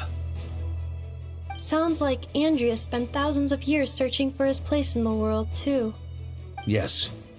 And now our task is to return the answer he found, the decision he made, to Andreas' heart. Only then can he break free from the corruption and control of the Abyss, and make that decision once more. I see. I would say that planting thoughts inside the mind of a god sounds a little far-fetched, but since it was his own wish to begin with, it sounds feasible to me. Wait, we already have a perfect solution? Then why are we even having this meeting? Let's go do this thing! Ha ha ha. If only it were that simple. Unfortunately, this one thought alone is unlikely to be powerful enough to break through the Abyss's control and reach Andreas' heart. We need to find a way to make the thought within this sword stronger and more resilient. For now, Boreas needs all his remaining strength to fight against the abyssal corruption to Mondstadt's ley lines. He can't afford to send us any more of his power.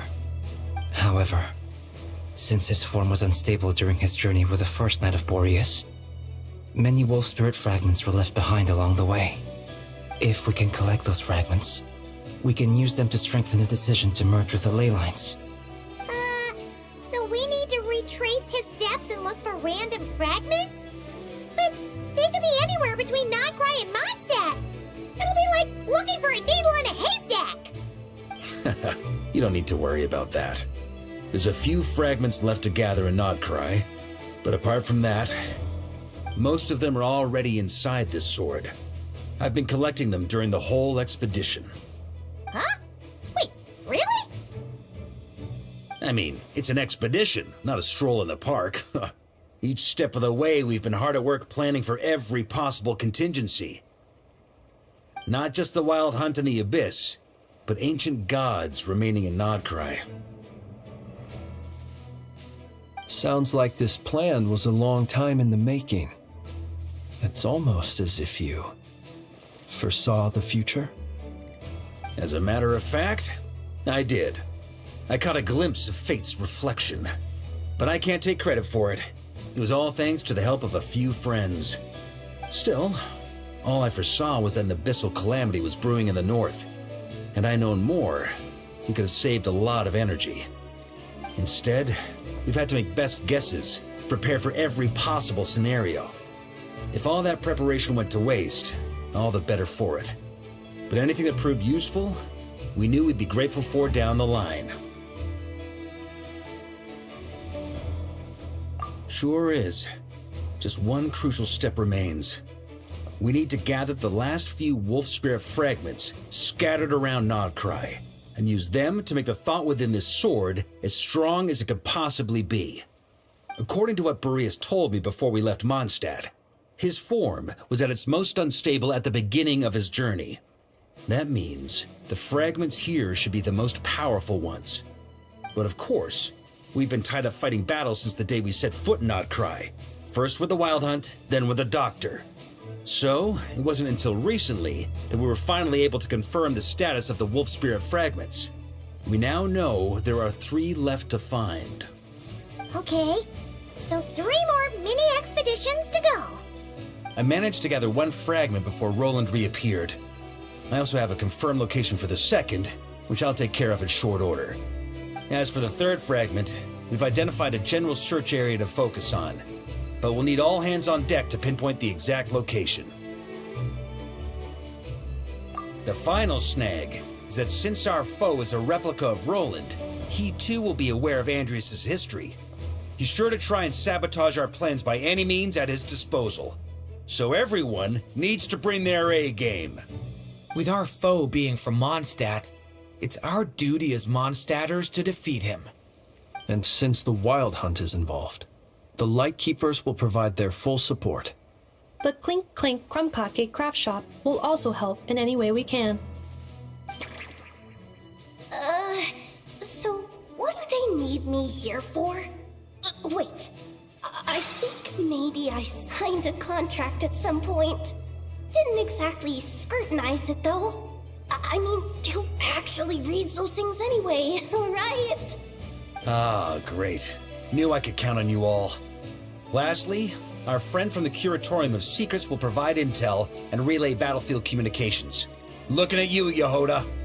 So, you'll be darting back and forth across the battlefield, dodging the Wild Hunt and the shadow of an ancient god.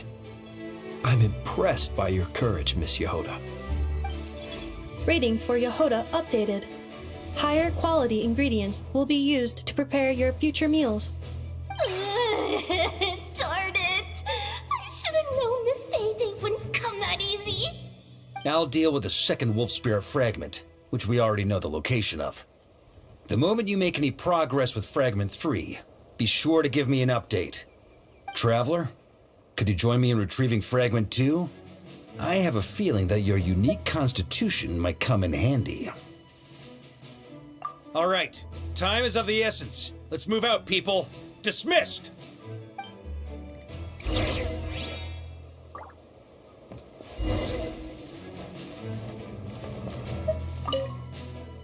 Remnant fragments of an ancient god. Thoughts stored inside a blade. Maybe I'm overthinking this, but I suspect there is more to Mr. Varka's plan than what he's revealed to us so far. Then again, the enemy can harness the Wild Hunt to spy on us wherever we go. As our commander, I'm sure he has his reasons for choosing not to tell us everything. Speaking of contingency plans, I now recall that Varka also made a contingency plan when he asked me to deliver that letter. Perhaps I should ask Aino to prepare some additional backup modules for me. Yehoda, you dummy! You took the stupid job of your own free will! Oh, crying isn't gonna get you out of it!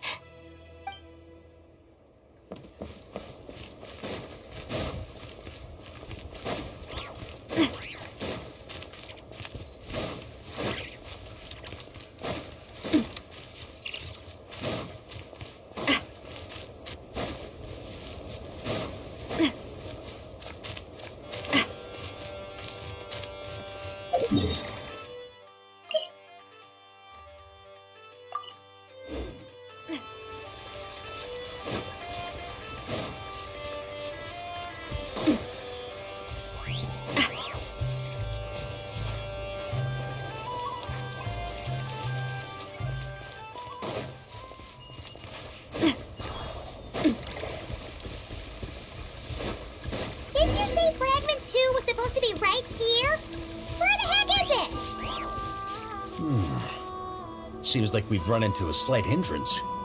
Can I leave this to you, Honorary Knight?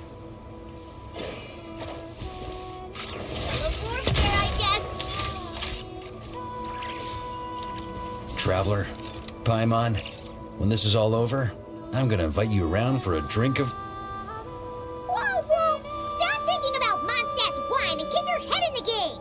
You can't be daydreaming about alcohol before a battle! Huh? Well, all right, just trying to lift our spirits a little. You want to see some photos I took of me and the knights before the expedition, maybe? Shut up! Can we please just focus on finding the wolf spirit fragment?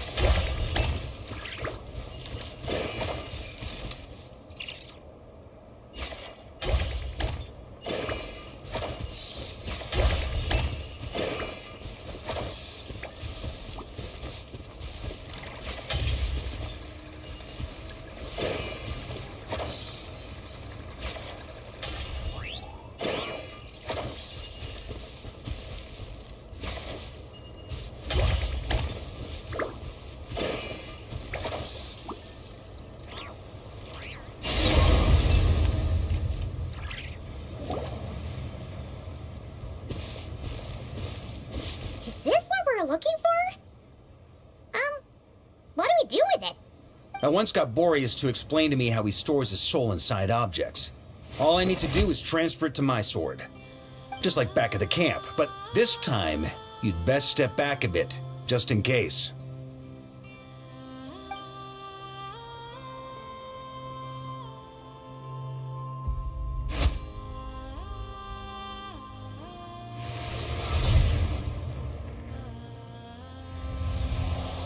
So, you're saying you don't know how to love people, and you don't understand human love either. Why do you laugh? Sorry, I just think the fact you're ruminating on this is all the proof you need that you have love in your heart. I have a funny feeling that by the time this journey ends, you'll have found your own answer to the question of how to love. No, you're wrong. There is no redemption at the end of this path. Even if I am stained black with blood, my conscience will remain as white as snow.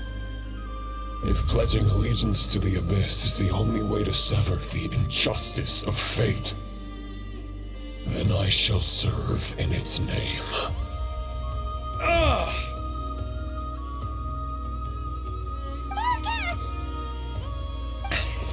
Oh, sure enough, this place has been corrupted by Roland's will. Whew. I'm fine. I was prepared for this. It wasn't enough to pose a serious threat. We got here just in time. The fragment hasn't been fully corrupted yet. Assuming we can undo the damage, it should still be usable.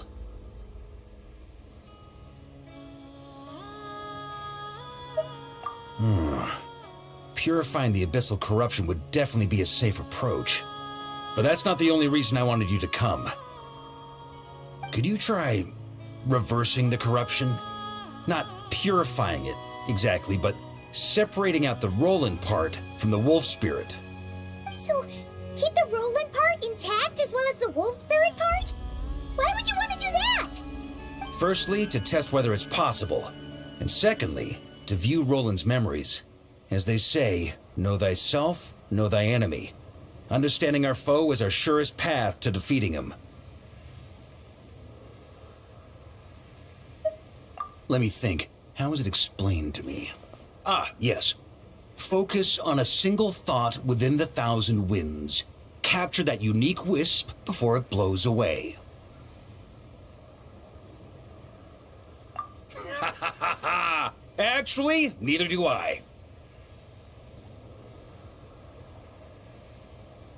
Huh. Sounds like something a certain tone-deaf bard would come up with when he can't think of anything meaningful to say. Wait, don't tell Paimon that's what actually happened. I thought it might mean something to you. Never mind.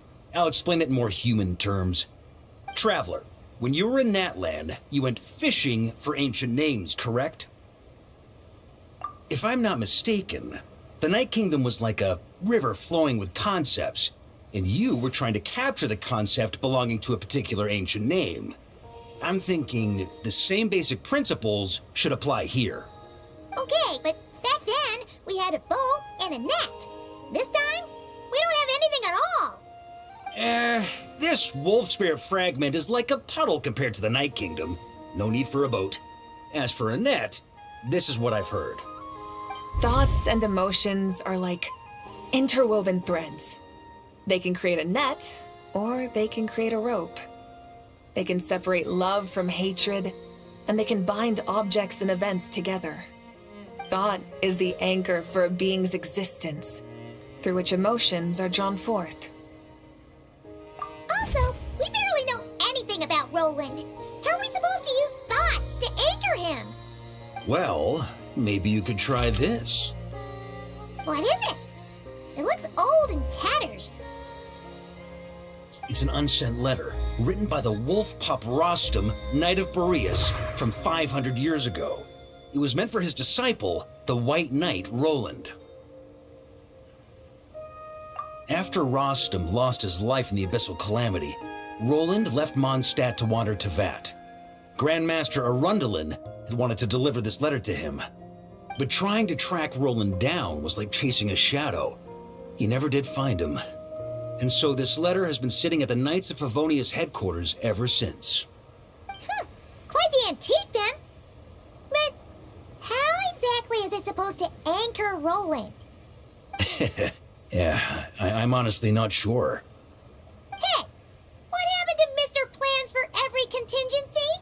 You're just making this up as you go along. What can I say? Some people like to wait till they've got all their ducks in a row before taking the first step, but I prefer to dive on in and plan as I go. I've been doing it that way for the whole expedition. But anyway, don't they say that poetry and letters were humanity's earliest means of expressing their thoughts? Can't hurt to give it a try, surely.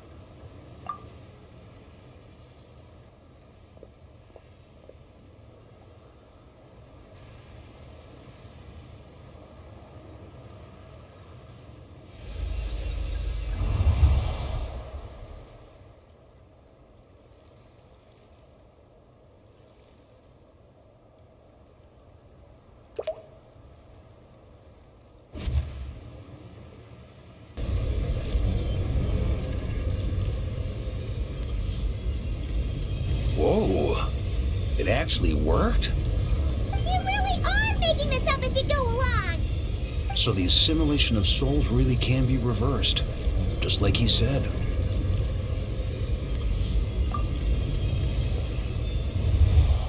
If what you say is true, the monsters I've slain, the justice I have sought to uphold, for mortals to escape this tragic fate, there is only one path. A great and ancient kingdom was wrongfully cursed, turning its inhabitants into monsters. The code of chivalry tolerates not such injustice. If Abyss be thy name, I pledge to you my loyalty. And that is where the blood-stained knight's tale came to an end. With that, he bade his humanity farewell. I dare say you must find it quite ironic, Knight of Boreas. That I... Dainsleif? No.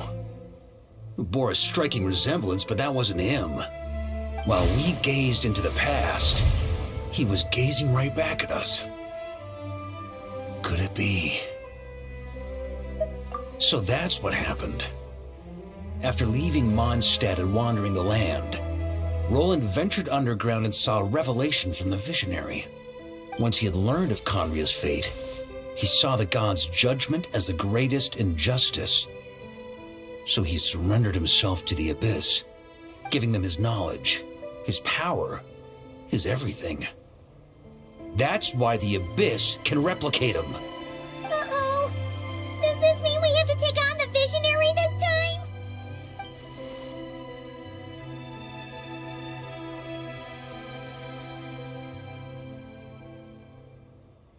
I'm inclined to agree. If our enemy could see the future, both the Wild Hunt and Roland would be acting with far more lethal precision. But even without the Visionary's input, Roland still has an intel advantage we can't afford to underestimate. Every minion of the Wild Hunt serves as Roland's eyes and ears. We need to think one step ahead if we want to outmaneuver him. And on that note, I have a plan I want to discuss with you. Well, the fewer people who know, the less likely it is to get leaked. Besides, it wasn't a fully formed plan back then.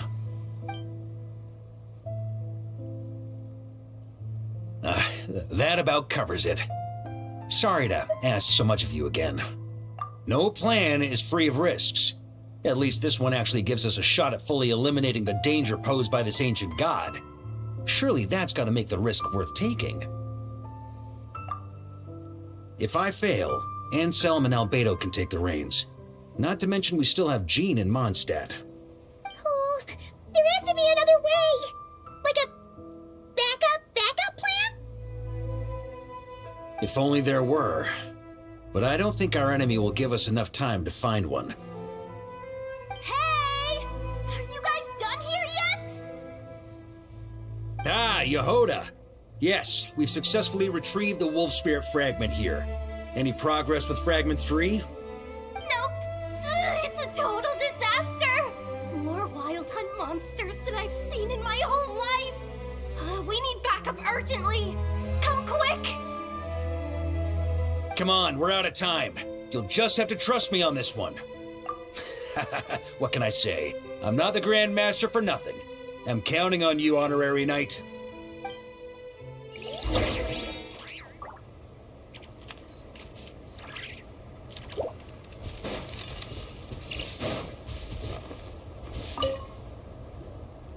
Fill me in. What's the situation? We ran into resistance almost as soon as we set off. Albedo said we should split into 2 teams and continue searching while he and the others kept the Wild Hunt occupied. Good call. Locating the Wolf Spirit fragment is our key objective. I would have made the same decision. Well, it seems the enemy figured as much too. Now, both search teams are in big trouble. Oh, I brought a map. This should make things clearer. Before we ran into trouble, this is the search area we decided on. The 2 teams are holed up here and here. They should have a clear idea of the fragment's location by now. But the Wild Hunt is stopping them from relaying messages back, right? Do we have any more troops available to provide backup? We can't spare troops from any of the fronts right now.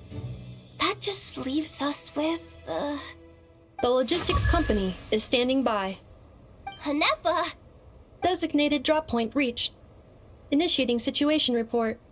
The logistics company was assisting Aino with the production of the strategic reserve, but after learning of the situation on the front line, they requested to be dispatched immediately.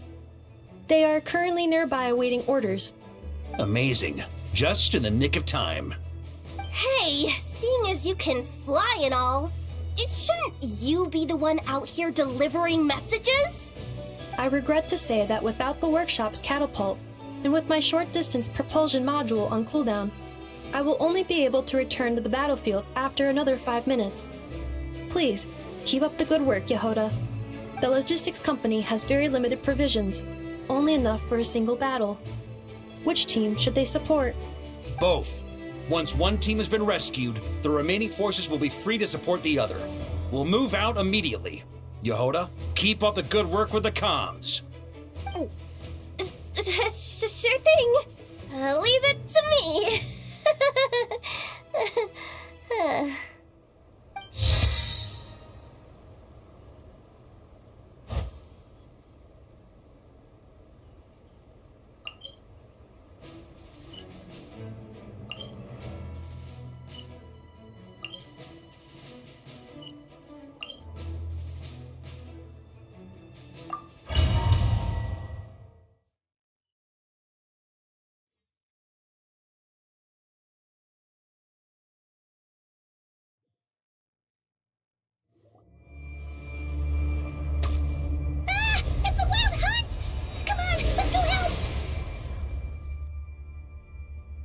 Something's not right. The Wild Hunt's offensive doesn't seem to be getting any weaker as the battle goes on. Are they getting reinforcements from somewhere? Don't get dragged into the enemy's rhythm. Logistics company, scout out the area. Look for terrain we can use to our advantage. Yes, sir.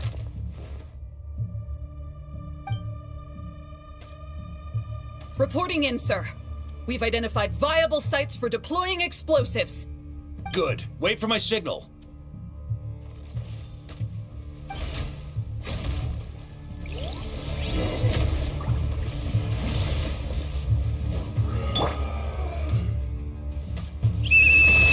Logistics company, deploy!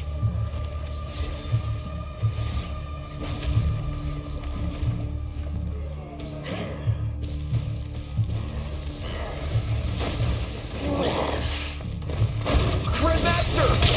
Honorary Knight! Goodness you're here. Be careful. There's no end to these monsters.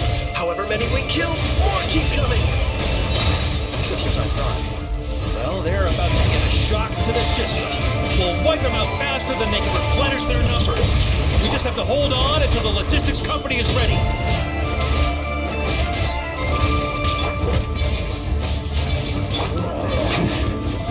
Try to keep up! Is that the signal to say they're ready?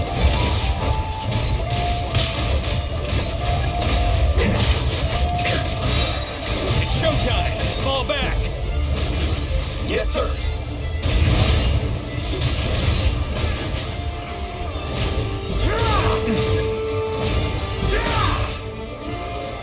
On me!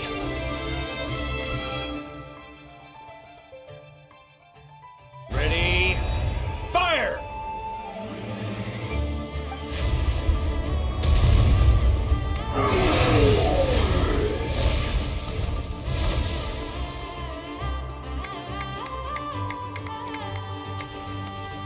The enemy has sustained heavy casualties. Should be a while before they're strong enough to pose a real threat again. Use this time to catch your breath and fill me in on everything you've learned. Yes, sir. We've narrowed down the search area for the final fragment to this zone here. That's not exactly very narrow. We split the search area between us and the Retniki. Maybe they'll be able to narrow it down further? Either way, I was about to go lend them a hand next anyway. Do you think you guys can keep up? Absolutely. Good to go, Grandmaster. We've run right through our supplies. We'll stay here and deal with any wild hunt that tries to stage a comeback. Now that they've lost their numerical advantage, they're no match for us. Focus on supporting the other team.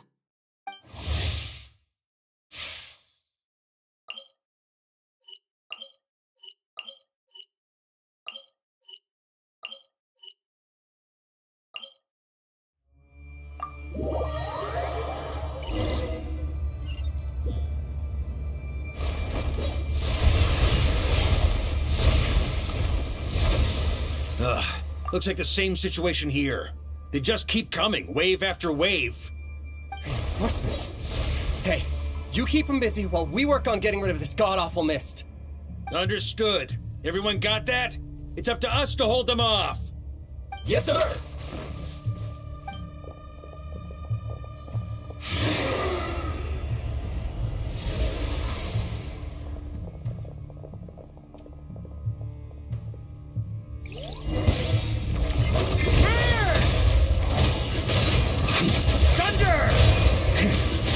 That's gonna leave us.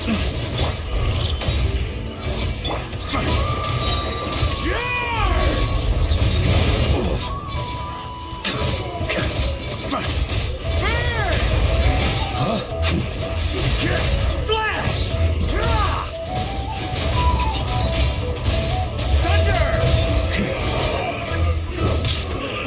Hey, they're running out of steam. Now's your chance. Affirmative. Sorry to keep you waiting. That's their source. It was hidden in the mist. If we destroy that, the Wild Hunt won't be able to summon any more reinforcements. Knights of Favonius! Charge!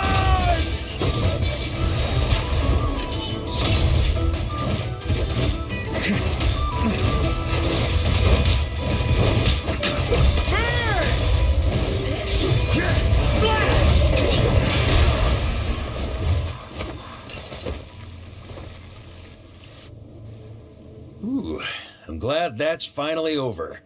Brave Knights, on behalf of the Lightkeepers, I thank you for your assistance. There's no need to be so formal. When it comes to the Abyss, we're all in this together. Now, please tell me everything you've learned. Very well.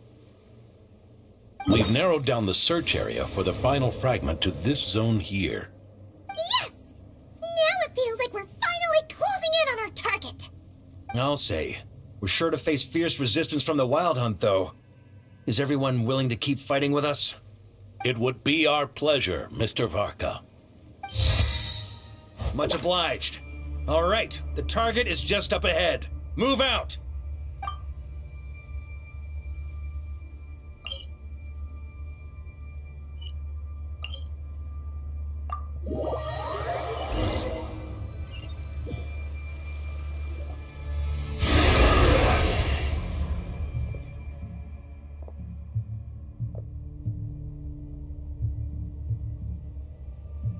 The hiding in the mist trick again. These guys must be easily amused. You all know the drill. The Knights of Favonius will engage the enemy while the Lightkeepers dispel the mist. Everyone, follow my signals. Yes, sir!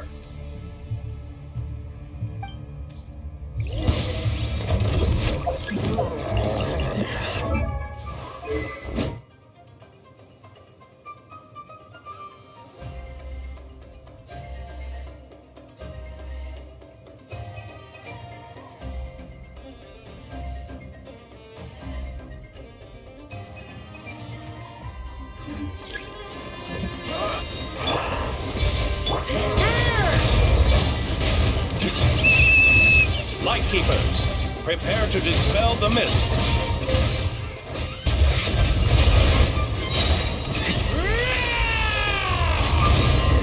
Up the ante! Burn!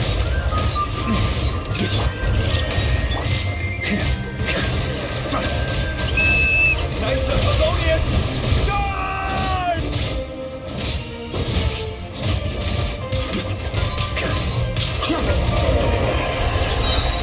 Boreas sweeping in!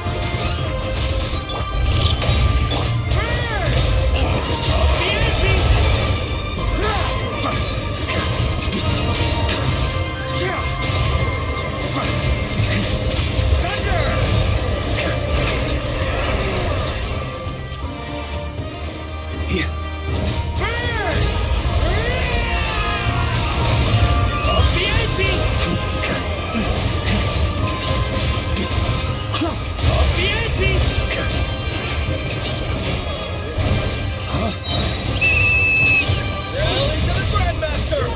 Charge!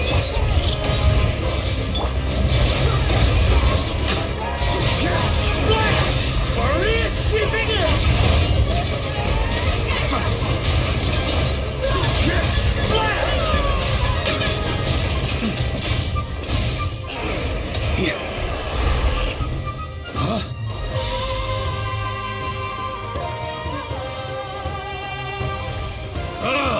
This wild hunt doesn't know when to give up. Traveler! Mr. Varka, leave this to us.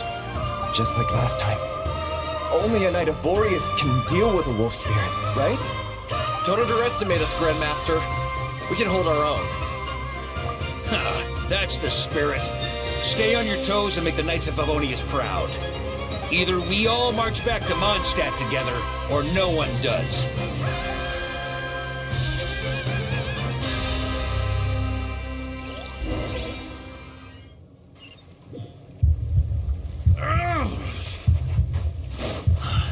The final fragment is right there. Don't let me down.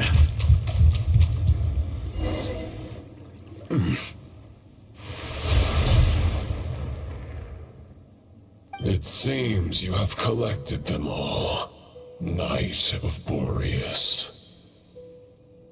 Yeah, and with no corrupted fragments or ambushes along the way. I have to commend your chivalry, Sir Roland. A true knight does not resort to underhanded tactics. Were this body not a false one created by the Wild Hunt, nor would I countenance those monsters to taint our duel with their presence. If you need a moment to rest, take it. Victory will be mine, regardless of whether the path to it is the one I would wish for. Save your breath.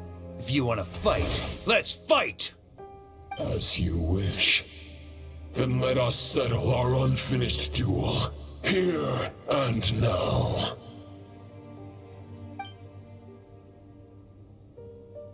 Is everyone all right? My granny fights better than these rookies. It's Egbert I'm worried about. You still alive? For a moment there, I thought I might never taste the sweet wine of Mondstadt again. Hey, stay put, you guys. Leave the rest to us. Forget us. We can take care of ourselves. You're the only one still standing. Honorary Knight, find the Grandmaster. We can't lose our Varka! Please! You have to find him!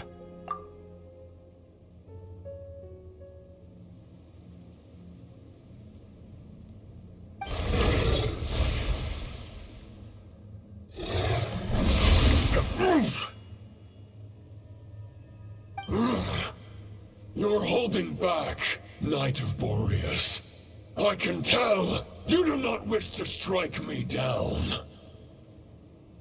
This duel does no justice to the way of chivalry. I wield the power of a god, while you dare not swing your sword with true intent. If you continue on this path, you will die. Your plan is doomed to fail. How can a helpless lamb hope to tame the heart of a wolf when the wolf has seen through the lamb's plan? Ha ha ha! You're on to me already, huh? Andrias's question, Boreas's answer, the means to bear a soul. I knew it all 500 years ago. Though the false path may be wide and welcoming, only destruction lies at its end.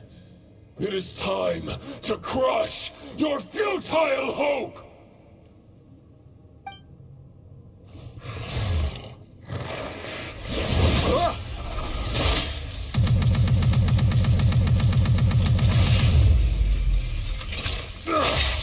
It's over. Your sword lies shattered. The wolf spirit and the thoughts you blindly placed your faith in have nowhere left to dwell. Join me and pledge your allegiance to the abyss, Knight of Boreas. One day you will understand that the only righteous path for those of true virtue is the path of darkest truths. For the next part, it's over to you.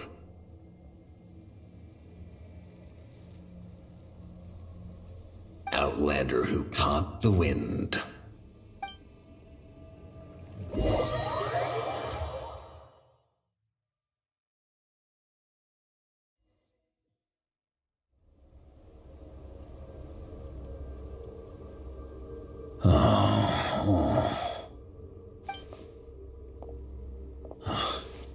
The sword is unbroken, but I can't sense the wolf spirit.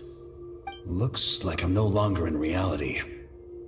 This must be a space built from the entangled consciousnesses of Boreas and Roland. There's no way back, and all that lies ahead is the wolf's maw. Huh. Guess the only way is through.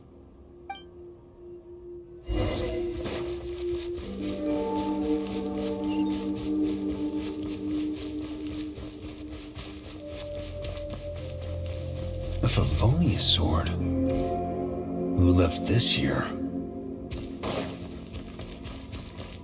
Lonely warrior, take me to see him.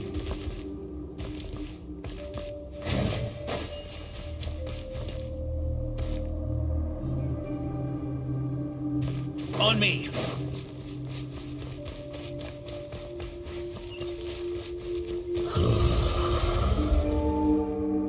No matter the epoch, the world is awash with corruption and injustice.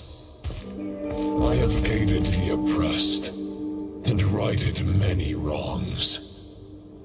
I have slain sinners and delinquents. I have slaughtered tyrants and demons. But however mighty one's blade, for the great injustice of fate, a mere mortal can but bow their head. There is only one way to save them. Who are you really trying to convince?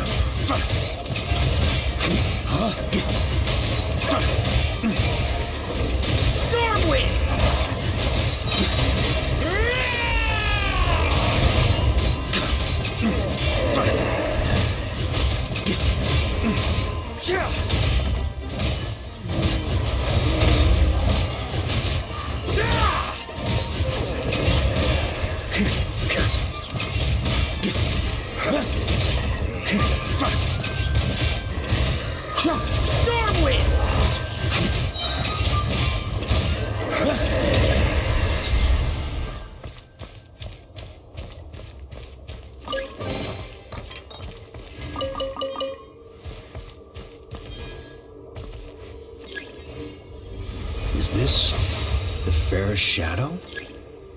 It doesn't look like an imitation.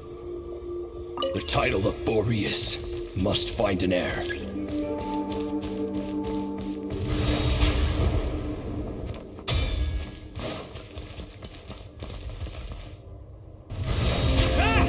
The scent that reeks of blood appears to be getting stronger. Here. Looks like I can just jump right over these obstacles.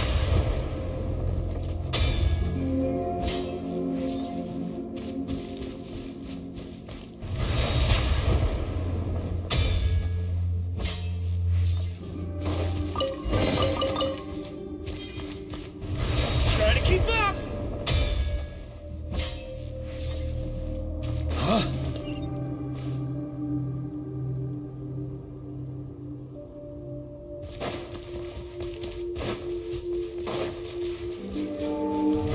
Try to keep up! No matter the epoch, the world is awash with corruption and injustice. Even the most fearless hero cannot fight what fate has ordained. And even the holiest god cannot escape the shackles that bind them. Lupus Boreas, if you still harbor love for humanity, then you must surely know. There has only ever been one way to save them from injustice. Surrender to the abyss. Malicious lies!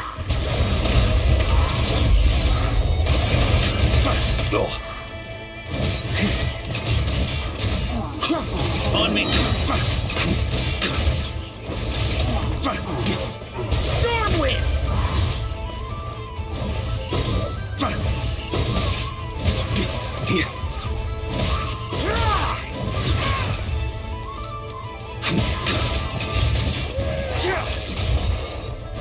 Boreas sweeping in!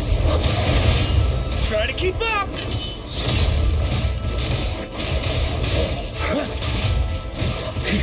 Stormwind!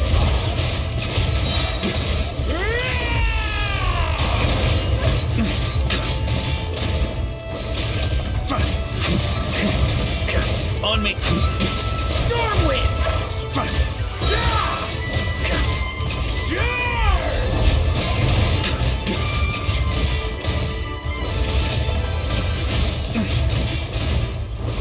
Stormwind!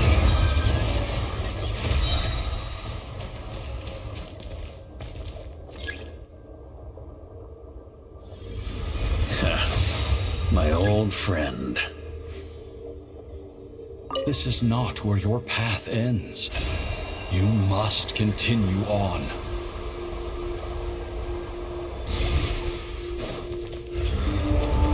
This wind feels less than welcoming. I'd better take shelter.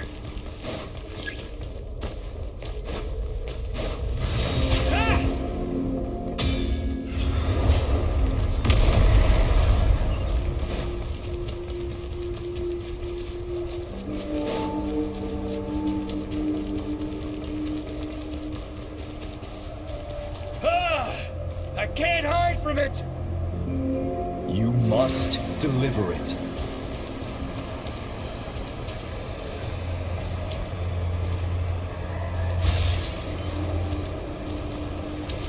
Your path cannot end here.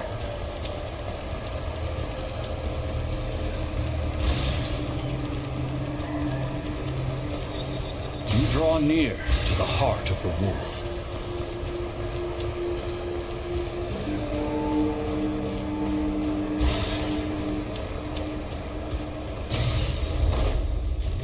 If you had an army of 10,000 men, in the end, you must face this fight alone. Lonely warrior. Step forward.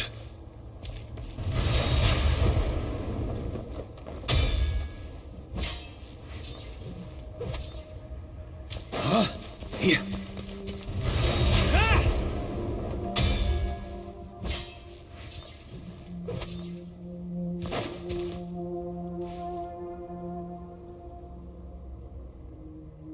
Is this the heart of the wolf?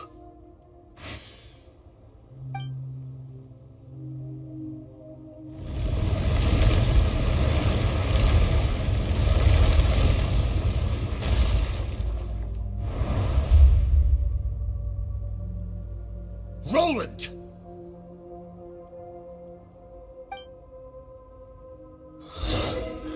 After countless bloody battles, trials, tribulations, and hardships, I, with my mortal flesh and blade, attained power to rival that of the gods.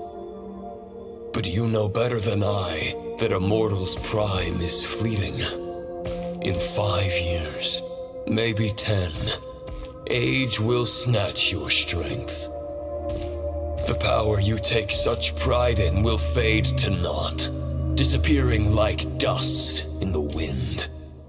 Your fame will be as fleeting as firewood beneath the starry sky, lit at dusk, dead by dawn, utterly insignificant. Oh yeah? Be that as it may, the fires that burn down here blaze more brilliantly than the light of 1,000 stars.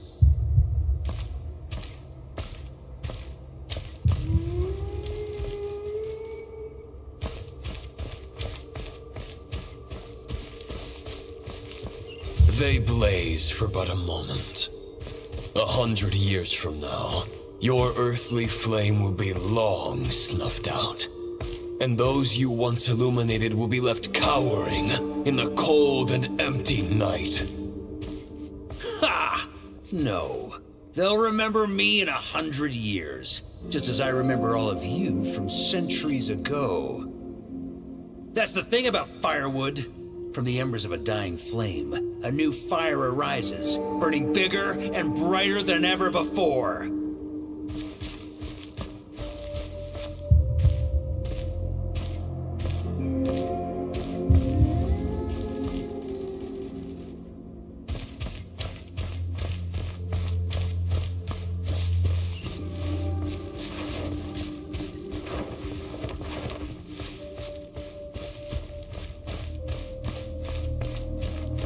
A knight's duty is to save others, not demand things from them. How can one call themselves a knight while placing their hopes in generations to come? Well, as long as I put an end to you here and now, I won't need to rely on anyone else. Now, show yourself, Roland! Put an end to me? Your body and mind are already at the limit of what they can bear. It is only a matter of time before they yield and crumble. But if this is your final request...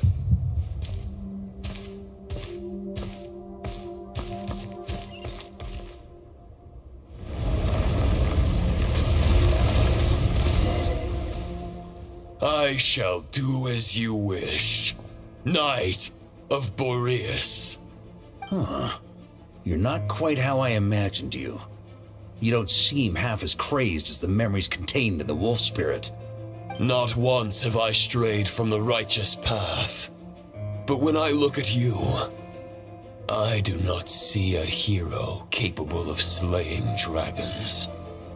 Just a lost soul who has wandered far too long. A shadow of the knight you once were. I guess we have that much in common. Neither of us are at our peak. The Rayhir of Solmari's forces have been defeated, and the Roland you see is but an imperfect image cast by the Abyss. I wield the power that Roland did at his peak, but my heart and mind remain frozen in that blood-stained moment. Therefore, I, in my current form, am flawed. A knight cannot bear their own stagnation. After redeeming you from injustice, and guiding your surrender to the abyss, I shall rectify myself, and continue to follow the knightly path. Huh. The world out there can bear no more of your torment. Your obsession, clearly, remains exactly as I had imagined. I suppose there's no chance to make you see the light. No words can make a knight doubt his convictions, no matter how noble they may sound. Neither of us will sway the other, but you have long known this truth. Otherwise, why would you pin all your hopes on Boreas' single thought? But now the blade that once housed the wolf spirit has been shattered, and all you hold is a phantom that bears its form. You no longer have the means to change the situation, and no one will come to your rescue. This place shall be your graveyard, lonely warrior. Huh. Maybe you're partly right. But I think I might just have a shot at a rescue. What do you mean? There's only one person's mind I need to change, and it isn't yours. Forgetting where we are? This is the heart of Andrias, god of the North Wind.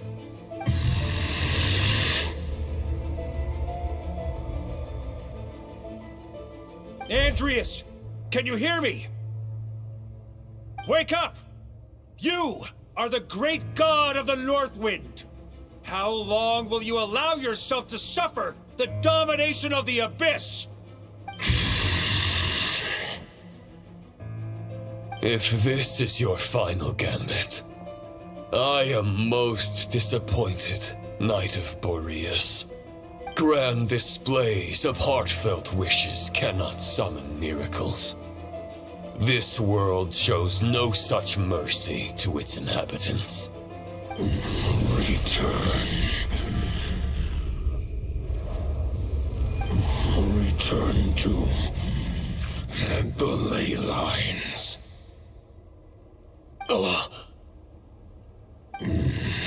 This is my choice. My memory. Is this the answer that I found at my journey's end? Andrias, at long last, I have delivered your token back into your heart. A knight of Boreas. Watch on. This is all that a wolf can hope to do for humankind. On behalf of all humanity, I thank you, Lord of Wolves. Boreas is returning to the ley lines. But why? Your sword is broken. You no longer have the means to bear his soul. Unless... surely not. Begging for miracles is a futile endeavor. I know better than that. But a sword is just one kind of vessel. There are other ways to store a soul. The Dominator of Wolves once bestowed the power of his soul upon his pack, strengthening their hearts and sharpening their claws and fangs.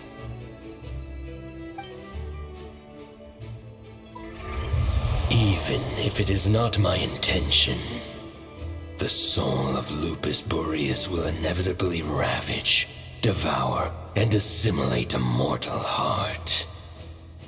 As if human and wolf were being forcefully merged into one being.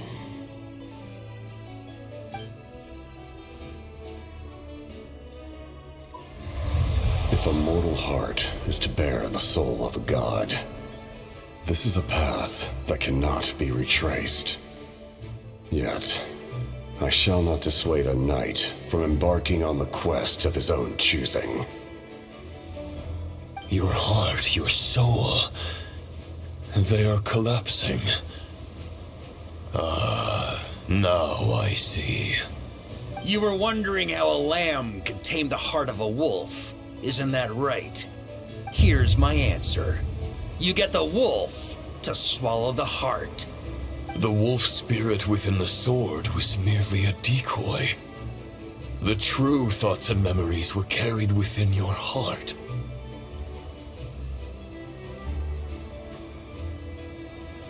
To avoid arousing my suspicion, you deliberately allow Lupus Boreas' soul to assimilate your own, then be devoured by me.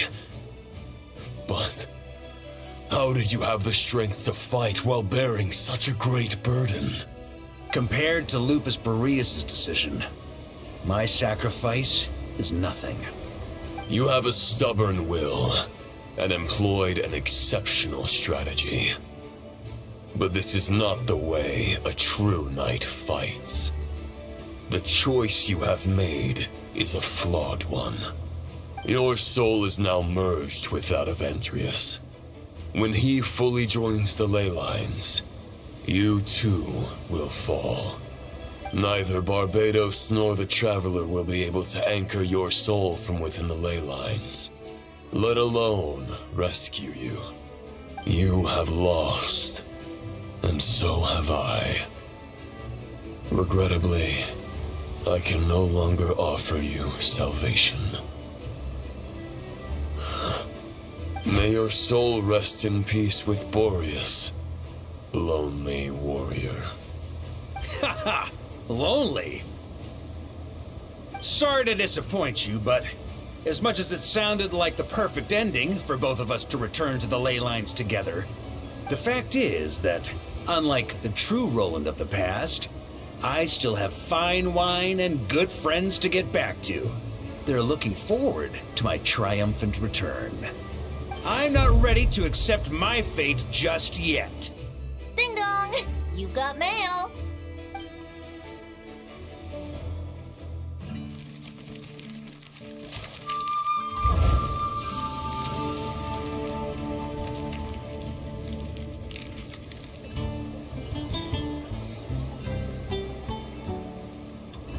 Until I return, I leave them in your care.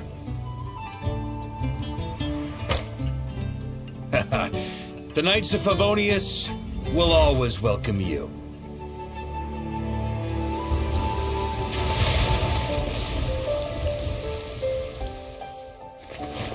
Come on! To Mondstadt! Dear Grandmaster. To Varka.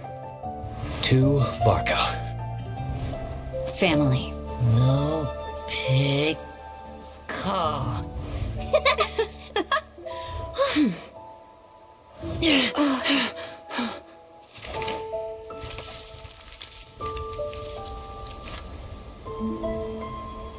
Poetry and letters were humanity's earliest means of expressing their thoughts.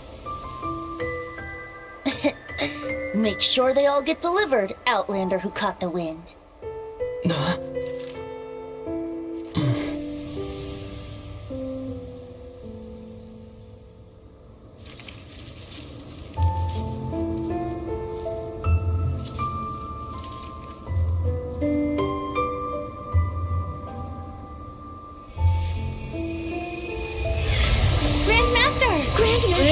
Grandmaster. Master. Varka. Varka. Uncle Varka! He's the Razorlight! For Varka.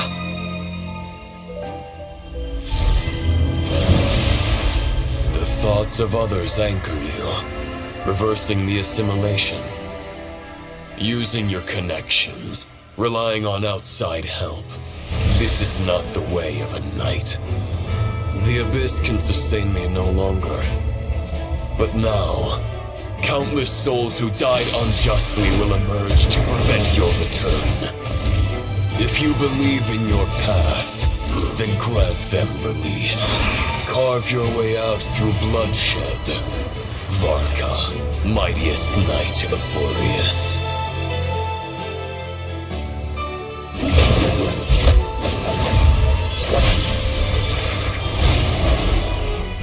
This is how it ends. Throw the plan out of the window. Fight my way to victory.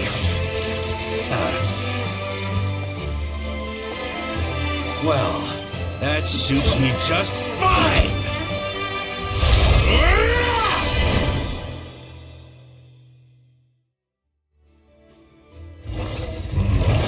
The knight is always true to their word, so please, keep your promise and return victorious. You are not alone. Right back at you, Varka.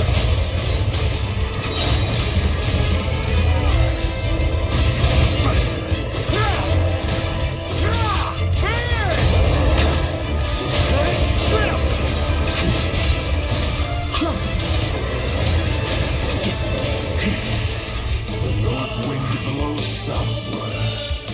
May it guide you on your journey home.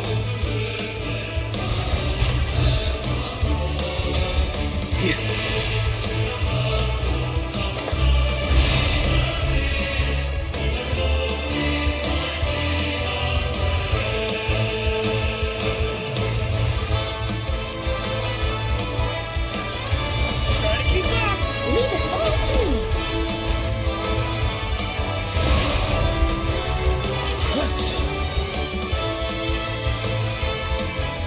On me.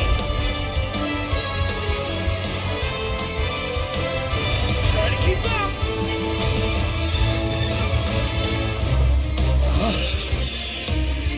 Yeah.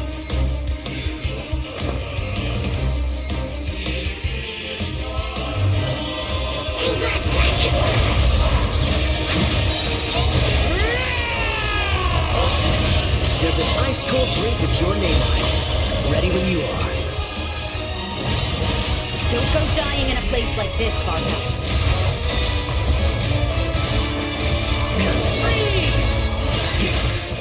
Boreas sweeping in!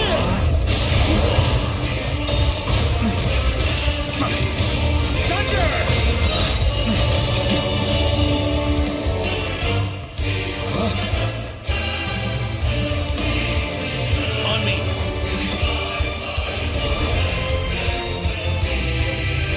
Try to keep up!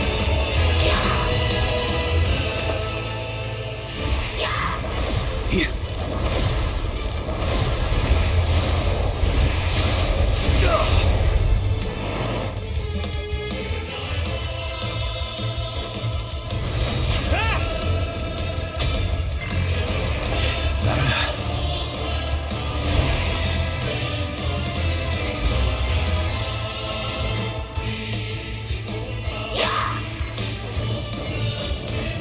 On me! Fly home to us, Grandmaster!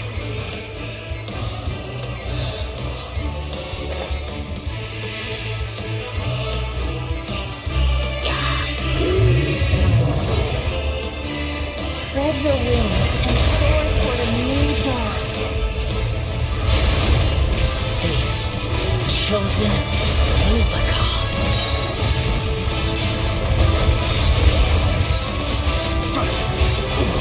A worthy can't fall here!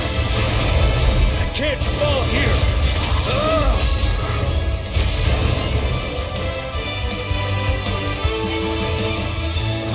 On me! One final battle!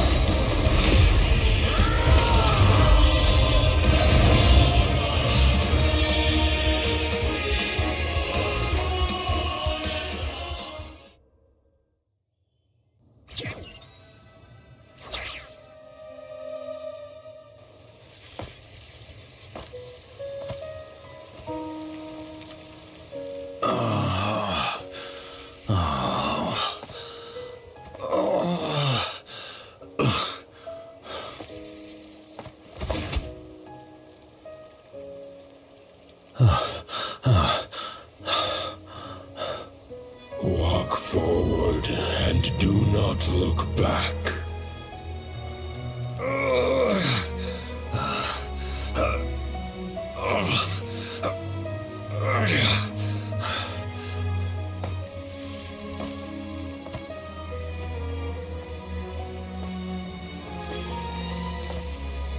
Varka, now I know the meaning of my name.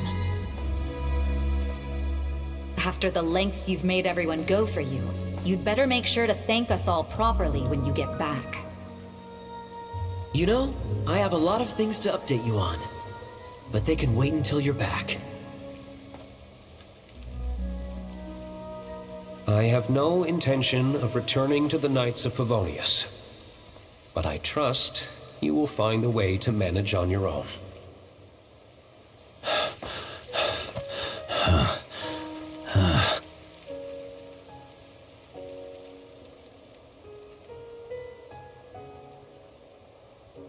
Grandmaster, we're all waiting for you. Oh.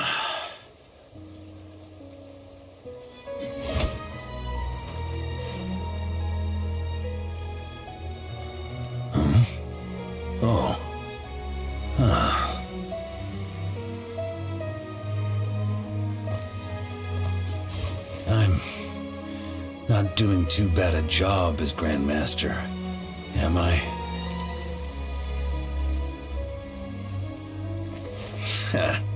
I'll take that silence as your approval.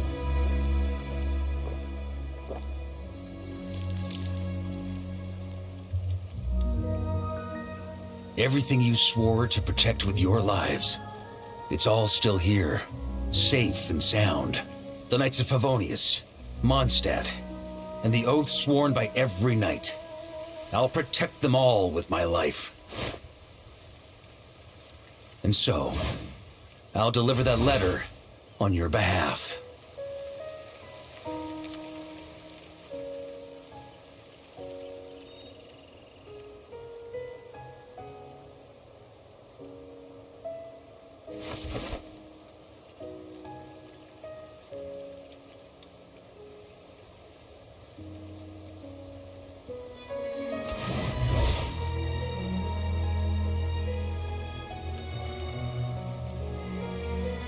I know it's just a shadow of the real Roland, but if you have the time, could you please read it for him? Rostam and Arundelen, they never forgot you.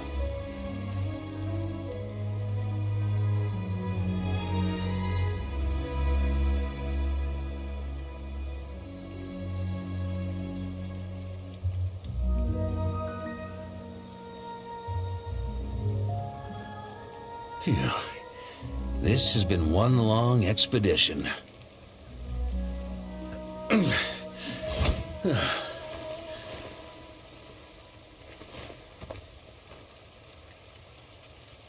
From here on out, I think I'll let the wind lead.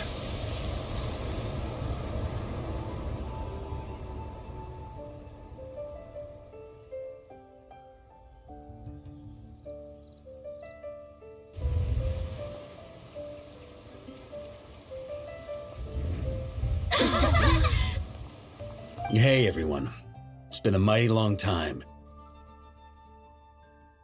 I'm thrilled to see you all again.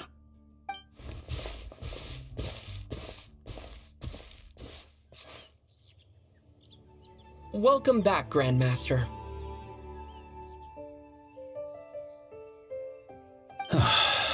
Yeah, I'm home.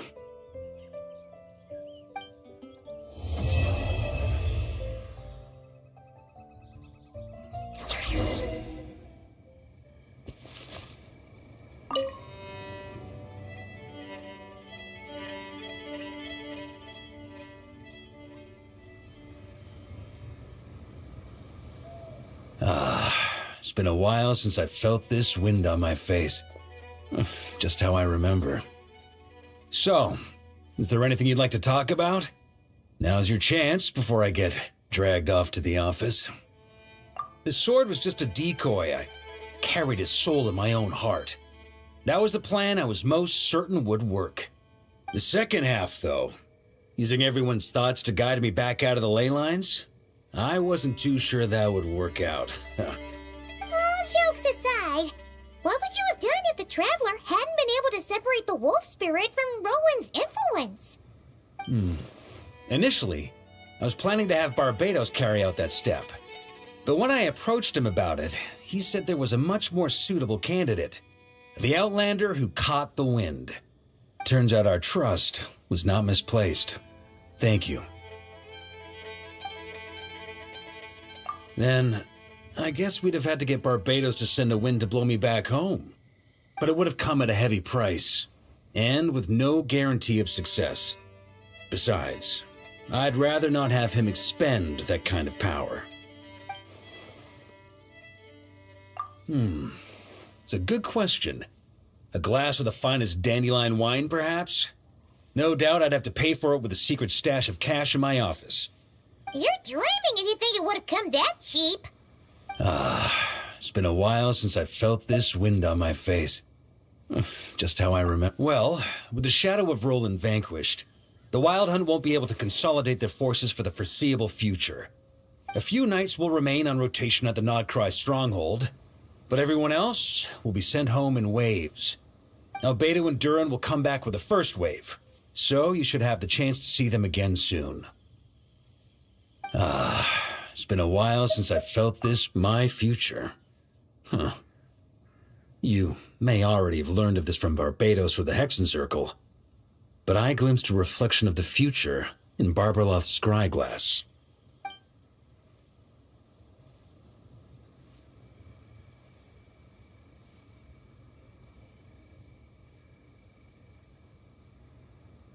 Correct. Although, as things stand now, I believe we may have changed the course of the future, thanks in no small part to you. Still, after I've tied up some loose ends with the Knights of Favonius, I'll need to make another trip back north. There's still a lot of work to be done at the Nod-Krai stronghold. Besides, the first group of knights who volunteered to stay there have yet to be relieved of their duty. How could I simply abandon them? How noble. But be honest, your main reason for going back to Nod-Krai is so you can dump all your work here on Jean again, isn't it? Wait, seriously?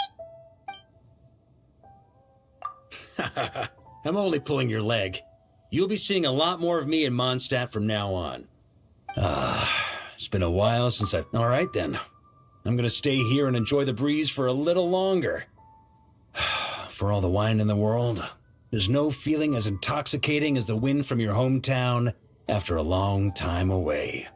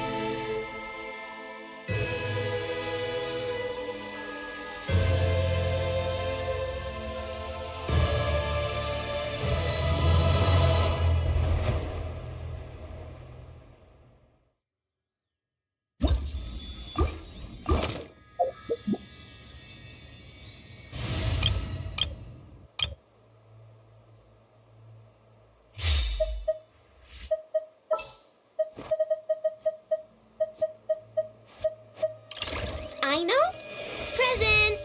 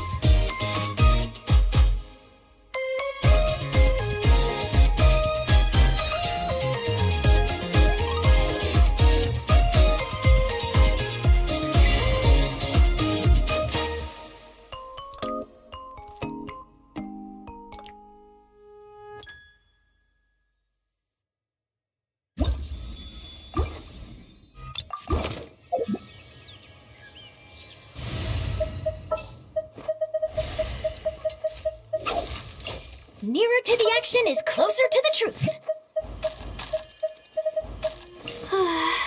My mind is...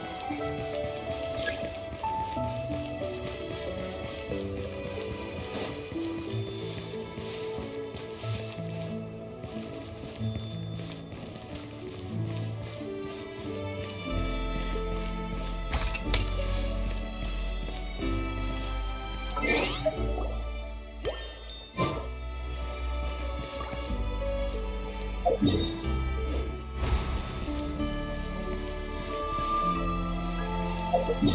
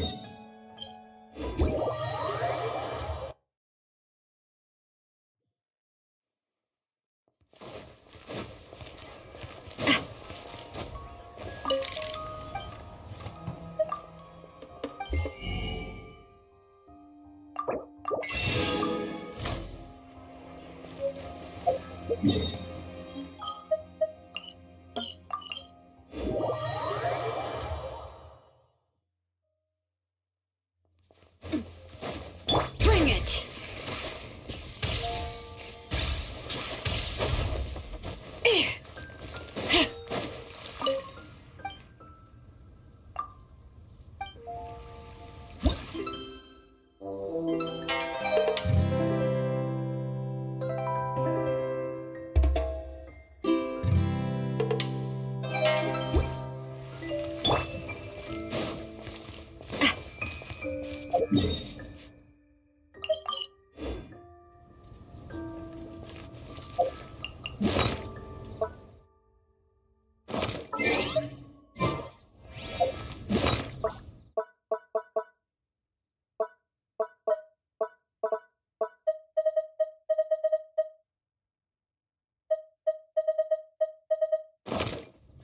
The incident in Nod-Krai?